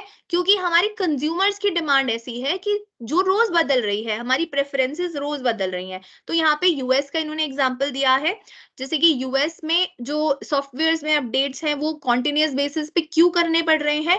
क्योंकि वहां की पॉपुलेशन जो है डिमांड कर रही है ये अपडेट्स। कुछ ना कुछ हो सकता है प्रॉब्लम उनको दिख रही है, बार बार वो जो है अच्छे अच्छे आइडियाज लेकर आ रहे हैं, अच्छे अच्छे इनोवेशंस को क्यों लेकर आ रहे हैं? क्योंकि प्रॉब्लम्स को सॉल्व करने के लिए। तो जब आपका जो है कंज्यूमर बेस एक्टिव है, आपकी कंपनीज एक्टिव होती हैं, और जब आपकी कंपनीज एक्टिव होती हैं तो आपके प्रोडक्ट्स बहुत ज्यादा इनोवेटिव और अच्छे बनते हैं, और यही सेम प्रोडक्ट्स जब आप बाहर जो है एक्सपोर्ट करते हो तो आपको वहां से भी जो है अच्छा रिस्पॉन्स मिलता है, और आप इंटरनेशनल बिजनेस में जो है स्टैंड आउट कर पाते हो। Okay, next is local suppliers and complementary industries. तो आप अगर to remain competitive, large global firms benefit from having strong, efficient and supporting related industries to provide inputs and required by the industry. ठीक है, तो आपको जो है आपकी कॉम्पिटिटर्स कितना कंपटीशन दे रहे हैं, आपके जो स्टेक होल्डर्स हैं वो आपको कितना हेल्प कर रहे हैं, आप जो है कितनी इकोनॉमी से हेल्प ले पा रहे हो, कौन कौन आपको सपोर्ट कर रहा है, आपका जो सप्लायर है, आपके कस्टमर्स हैं, कैसे आपको जो है रोज नई इनोवेशन करने में हेल्प कर रहे हैं। ठीक है, तो लोकल सप्लायर्स और लोकल कॉम्पिटिटर्स जो हैं आपके, वो आपके बिजनेस को कैसे एनहांस कर रहे हैं। Next is local firm characteristics. Local firm characteristics include firm की स्ट्रैटेजी कैसी है, इंडस्ट्री का स्ट्रक्चर कैसा है, ठीक है. Local strategy affects the business competitiveness. A healthy level of rivalry between local firms will spur innovation and competitiveness. ठीक है, तो यहाँ पे सारी की सारी बातें लोकल लेवल पे की जा रही हैं कि आपको लोकली कितना स्ट्रॉन्ग बनाने, कितने स्ट्रॉन्ग आप बन सकते हैं, वही सेम चीज आपको इंटरनेशनल बिजनेस में जो है अच्छा करने में हेल्प करेगी. ठीक है, तो ये 4 डिटर्मिनेंट्स थे हमारे. लोकल मार्केट रिसोर्सेस कैसे हैं आपके, डिमांड कंडीशंस कैसी हैं, सप्लायर्स और आपके जो कॉम्प्लीमेंट्री इंडस्ट्रीज हैं आपके साथ जो सेम काम कर रहे हैं वो कैसे हैं, और लोकल फर्म के कैरेक्टरिस्टिक्स आपके कैसे हैं. ठीक है, तो दीज वर द 4 डिटर्मिनेंट्स जिनके बारे में हम theory of national competitive advantage में डिस्कस करते हैं. ओके, इसकी एडिशन में इन्होंने एक छोटा सा जो है पॉइंट और दिया है कि आपकी गवर्नमेंट कैसी है, क्या वो आपको आपके इनिशिएटिव को सपोर्ट करती है, ठीक है, क्या वो आपके बेटरमेंट के लिए पॉलिसीज लाती रहती है. ठीक है, तो इस पॉइंट को भी जो है यहाँ पे इंपॉर्टेंस दी गई है. ओके, बेसिकली 4 हमारे डिटर्मिनेंट्स हैं, लेकिन एक लाइन आप ये भी लिखेंगे कि इसमें जो है गवर्नमेंट पॉलिसीज, गवर्नमेंट के इनिशिएटिव्स को भी जो है इंपॉर्टेंस दी गई है कि आपकी गवर्नमेंट आपकी बिजनेस के रिगार्डिंग कितनी सारी पॉलिसीज, कितने सारे अच्छे इनिशिएटिव्स जो है लाती रहती है. Okay, so these were the theories of international trade. I hope कि आपको समझ में आई होंगी ये थ्योरीज, पर इनमें से बेटा एक ना एक थ्योरी तो पेपर में आ ही जाती है. तो I would request you to please revise them, please understand them with the help of examples. अपने माइंड में एकदम बिठा लो इसको कि इस थ्योरी का क्या मतलब है और दूसरी वाली का क्या मतलब है. जो इनकी क्रिटिसिज्म्स है, जो इनकी assumptions है, वो भी आपने याद रखनी है. ठीक है, और उनको उसी वे में आपने एग्जाम में एक्सप्लेन करना है. एक छोटा सा टॉपिक और आता है हमारा यूनिट 3 में, which is instruments of trade control in international business. अब अगर हम इसकी बात करें तो इस टॉपिक का मतलब क्या है कि ट्रेड पे आपको कंट्रोल रखना है, कि ऐसा नहीं है कि कोई जो नेशन है दैट इज जो है लगा हुआ एकदम एक्सपोर्ट करने में, और जो है बाकी के सारे नेशंस जो है इंपोर्ट करे जा रहे हैं, और ऐसा भी नहीं है कि कोई नेशन इंपोर्ट पे इंपोर्ट करे जा रहा है और एक्सपोर्ट कर ही नहीं रहा है. ठीक है, तो आपकी रिस्ट्रिक्शंस कुछ होनी चाहिए, आपकी कुछ बाउंड्रीज होनी चाहिए. ठीक है, तो उसके लिए बहुत सारे इंस्ट्रूमेंट्स बनाए गए हैं इंटरनेशनल बिजनेस में. अब इन इंस्ट्रूमेंट्स को कैसे यूज करना है, ये क्या होते हैं, उनके बारे में हम जल्दी से जो है डिस्कस करेंगे. Instruments of trade control in international business refer to various mechanisms and tools used by the government and international organizations to regulate the flow of goods and services across the borders. ठीक है, आप कितना good जो है supply कर सकते हो, किस रेट में आप सप्लाई कर सकते हो, कितनी क्वांटिटी आप सप्लाई कर सकते हो, कितना जो है आप इंपोर्ट कर सकते हो, everything should be in with in the regulation. ठीक है, ये सब जो है आपका ऑलरेडी डिसाइडेड होना चाहिए, डिजाइंड होना चाहिए. These instruments are employed to protect domestic industries, regulate trade imbalances, ensure fair competition, and achieve specific economic and political objectives.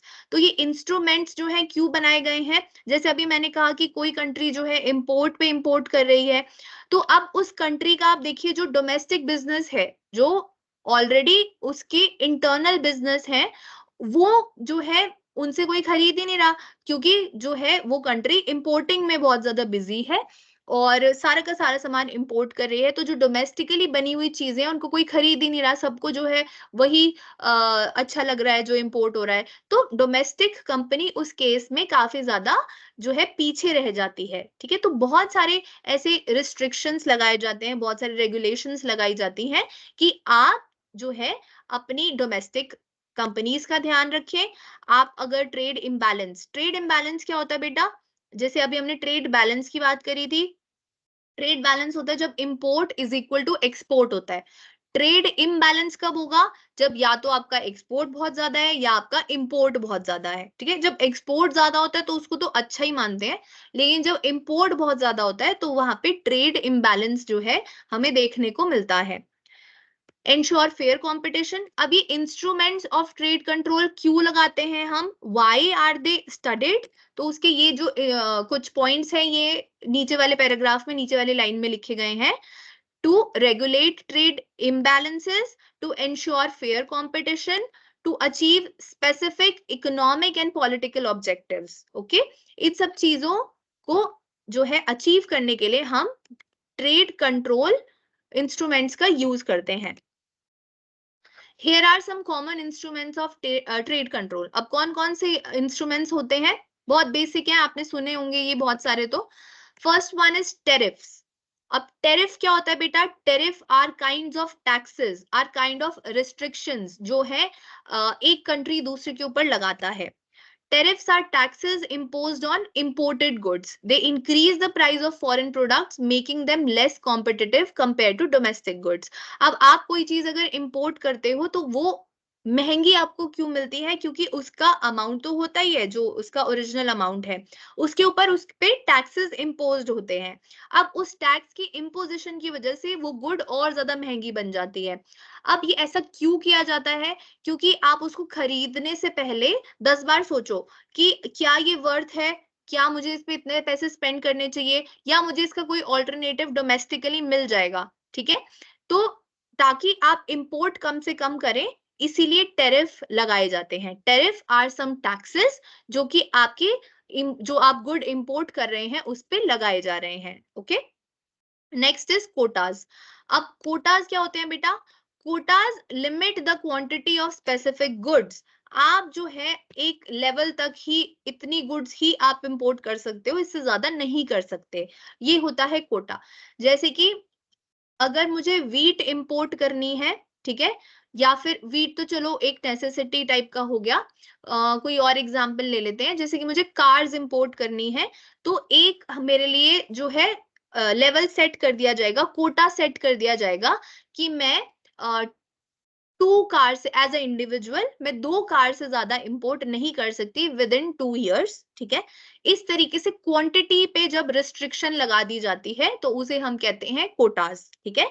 Quotas could be put on any any item जो है। ये government की जब आप regulations देखोगे, rules देखोगे, तो उसमें आपको देखने को मिलेगा बहुत सारे आइटम्स पे जो है कोटाज इम्पोज्ड है कि इतने किलो से ज्यादा हम ये नहीं इंपोर्ट कर सकते, इतनी क्वांटिटी में हम ये नहीं ले सकते, ठीक है। अगर आपको बहुत नेसेसिटी और आपको इससे ज्यादा लेना है तो इस पे इतना टैरिफ लगाया जाएगा, ठीक है। तो ये सब होते हैं कोटाज जब हम क्वांटिटी की बात करते हैं। Next is subsidies. अब सब्सिडीज क्या होती है बेटा? सब्सिडीज होती हैं आपको जो इंटरनली बेनिफिट्स दिए जा रहे हैं। आपको कहा जाता है कि अगर आप जो है फॉर एग्जाम्पल इंडिया में बने हुए व्हीकल्स खरीदेंगे, ठीक है, इलेक्ट्रिकल व्हीकल्स पे जैसे हमें सब्सिडी मिल रही थी, क्यों मिल रही थी? क्योंकि गवर्नमेंट चाह रही थी कि आप ज्यादा से ज्यादा इलेक्ट्रिकल व्हीकल्स को यूज करो, क्योंकि it is good for the environment, है ना। तो हमें कुछ सब्सिडी दी जा रही थी। सब्सिडी क्या होता है बेटा? कुछ बेनिफिट। जैसे कि आप अगर स्कूटर अपना 1 लाख रुपए का खरीद रहे हो तो उस पे गवर्नमेंट आपको 10,000 रुपए की सब्सिडी दे देती है कि हाँ, आपको 10,000 रुपए हमारी तरफ से डिस्काउंट, ठीक है। तो दैट इज सब्सिडी। तो सब्सिडीज बेटा इसलिए दिए जाते हैं, ये दिए जाते हैं डोमेस्टिक जो हमारी कंपनीज है उनको, कि वो जो है कम रेट पे गुड्स बना पाए और उनको सेल कर पाए, सो दैट हमारे कस्टमर्स इंपोर्ट करने में ज्यादा इंटरेस्टेड ना रहे, बल्कि यहाँ पे सस्ती बनी हुई गुड्स और अच्छी गुड्स को जो है यूज करें, ठीक है। तो इसलिए गवर्नमेंट देती है subsidies. Next is import licences. अब आपको कोई भी चीज इंपोर्ट करनी है तो उसमें कैटेगरीज होती है बेटा। कुछ कैटेगरीज ऐसे गुड्स की होती है जहां पे आपको लाइसेंस नहीं चाहिए होता, लेकिन कुछ कैटेगरीज ऐसे गुड्स की होती है जहां पे आपको इंपोर्ट लाइसेंस चाहिए होता है, कि आप इस गुड को इंपोर्ट करने से पहले आपको परमिशन चाहिए कि हाँ, क्या मैं ये गुड इंपोर्ट कर सकती हूँ या नहीं कर सकती हूँ, मेरे पास लाइसेंस होना चाहिए, ठीक है। This licence is issued by the government of India. Next is export control. अब एक्सपोर्ट कंट्रोल जैसे कि हमें नाम से पता चल रहा है, रिस्ट्रिक्ट की हम जो एक्सपोर्ट कर रहे हैं वो भी हम ज्यादा से ज्यादा ना कर दें कहीं कि हमारे अपने लिए ना बचे। जैसे कि अगर मैं वीट की बात कर रही थी, अगर किसी ने जैसे हमारी कंट्री वीट एक्सपोर्ट कर रही है फॉर एग्जांपल कहीं बाहर, और वो इतना एक्सपोर्ट कर देती है कि हमारे इंडिया में, हमारी अपनी कंट्री में जो है ये इसका लेवल कम हो जाता है और हमारे यहाँ के लोग जो है उनको ही नहीं मिल पा रहा है। तो ऐसा भी नहीं करना है हमें। हमें ध्यान रखना है, एक्सपोर्ट कंट्रोल रखना है कि एक पर्टिकुलर क्वांटिटी से ज्यादा जो है हम गुड बाहर एक्सपोर्ट ना करें कि हमारे यहाँ पर इसकी शॉर्टेज ना हो जाए कहीं। ठीक है। Next is non tariff barriers. अब जैसे हमने कुछ टेरिफ बैरियर्स जो है पढ़े थे, टैक्सेस पढ़े थे, कुछ यहाँ पे डिफरेंट टाइप के होते हैं जिनका नाम यहाँ पे लिखा गया है। इसमें होते हैं हमारे technical barriers to trade, sanitary and phytosanitary measures, customs procedures and administrative regulations. तो इतना इसको जो इनका कॉन्सेप्ट है इसको आप छोड़ दो अभी। ठीक है, बट आपको ये याद रखना है कि कुछ नॉन टेरिफ बैरियर्स होते हैं जो कि हमें हमारी ट्रेड को रेगुलेट करते हैं। ठीक है।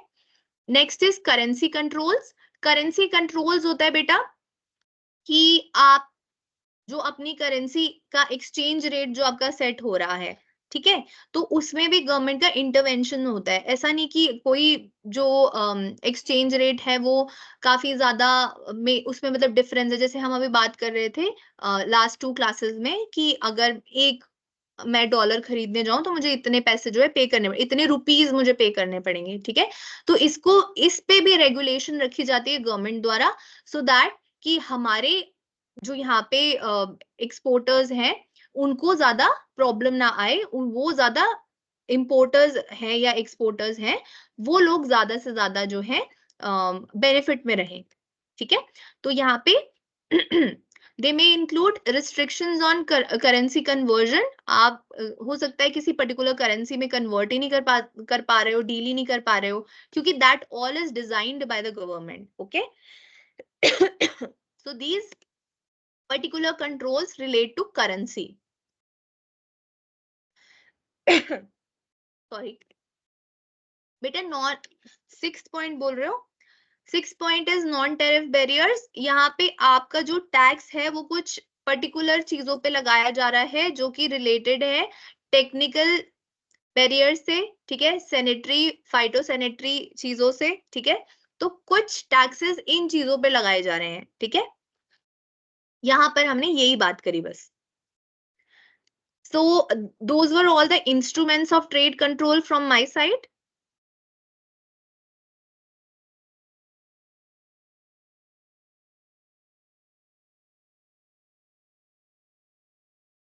ठीक है बेटा, बुक में कुछ चीजें अलग हो सकती हैं, है ना, लेकिन आपको जो है ये ध्यान रखना है कि आपने जो अभी क्लास में सीखा उसको आपने थोड़ा बहुत नोट किया हो, सो दैट जब आप रिवाइज करें पेपर के लिए तो आप जो है एक बार समझ पाए कि क्या ये चीज कहना चाह रही हैं। ठीक है, बुक में कुछ चीजें अलग हो सकती है, बिल्कुल हो सकती है, यहाँ पर कुछ चीजें अलग हो सकती हैं, स्टडी मटेरियल में कुछ अलग हो सकता है, लेकिन बेसिक आपको समझना है कि आप कहाँ से समझ आ रहा है, बस आपको वो याद रखना है। ठीक है, गलत कुछ भी नहीं है, लेकिन आपको समझ जहां से आ रहा है आप वो लैंग्वेज पेपर में लिख सकते हैं। Okay, really sorry. चलो बेटा, तो अब क्या मैं इस थ्योरीज को रिपीट करूं, रिवाइज कर लें एक बार, कौन कौन सी थ्योरीज थी हमारी?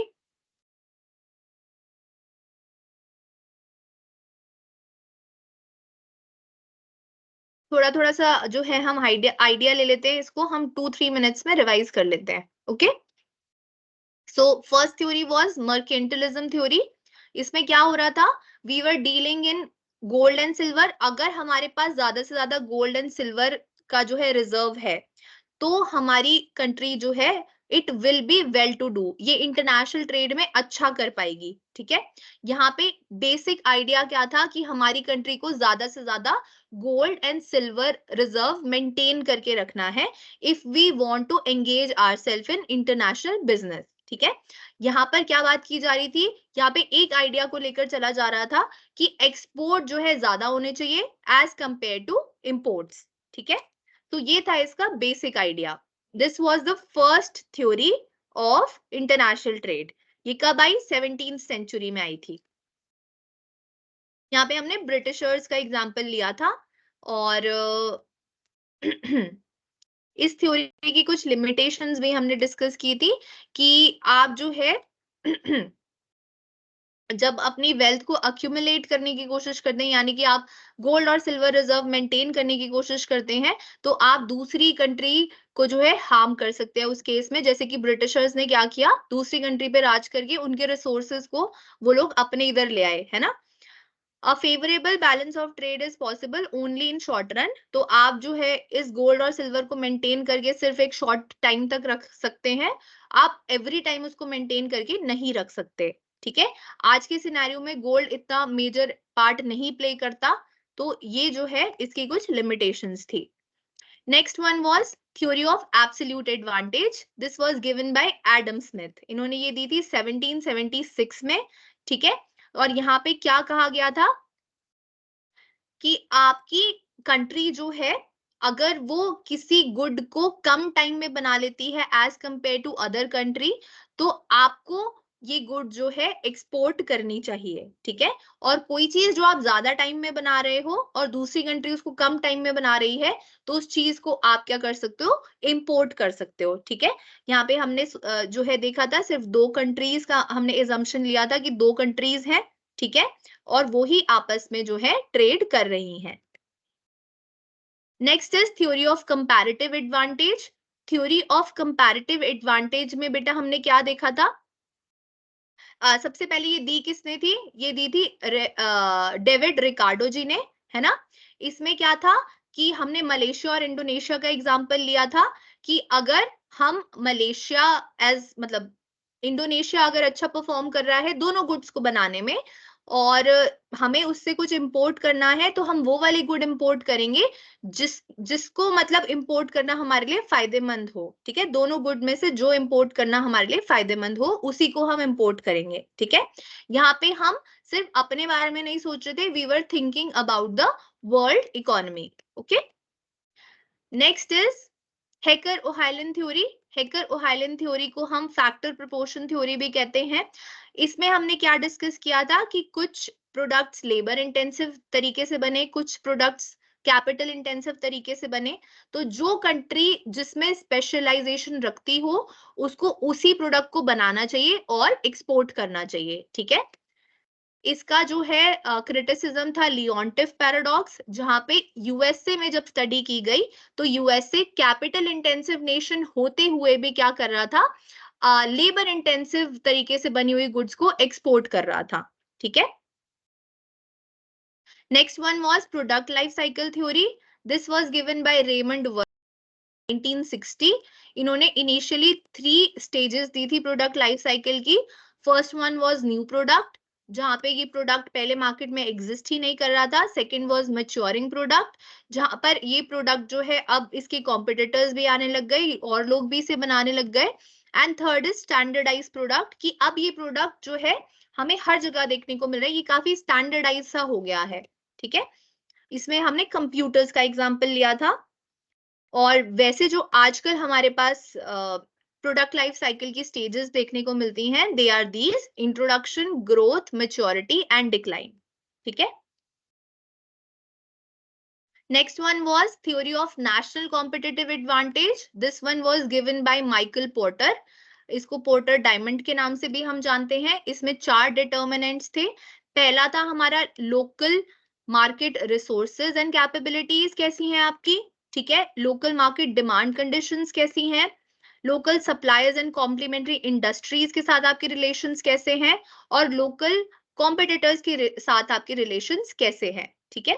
इन 4 डिटर्मिनेंट्स पे हमने बात की थी। और लास्ट में हमने ये भी देखा था कि अगर गवर्नमेंट पॉलिसीज ला रही है आपके बेनिफिट के लिए, तो आप और अच्छे से इंटरनेशनल ट्रेड में जो है इन्वॉल्व हो पाते हो। उसके बाद हमने इंस्ट्रूमेंट्स ऑफ ट्रेड कंट्रोल देखे, जिसमें कि सबसे पहला था टेरिफ, उसके बाद था quotas, subsidies, import licenses, export controls, non-tariff barriers, and currency controls. Okay, so these were the instruments of trade control. So I hope आपको ये सब चीजें जो है समझ में आई होंगी और आपने नोट भी की होंगी. नाउ विल मीट टुमारो जब हम अपना यूनिट नंबर 4 डिस्कस करेंगे. ठीक है, जिसमें कि हम WTO के बारे में पढ़ेंगे, बाकी सारे रीजनल इंटीग्रेशंस के बारे में हम लोग पढ़ेंगे. Okay, so I request you to please join the session tomorrow also and make your notes and keep them updated. ठीक है.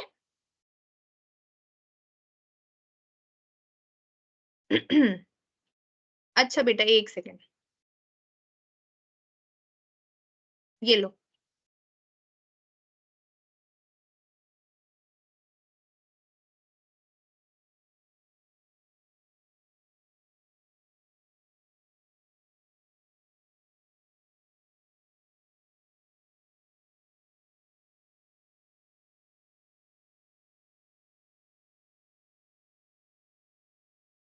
Okay, students, see you tomorrow. Till then, take care and good night.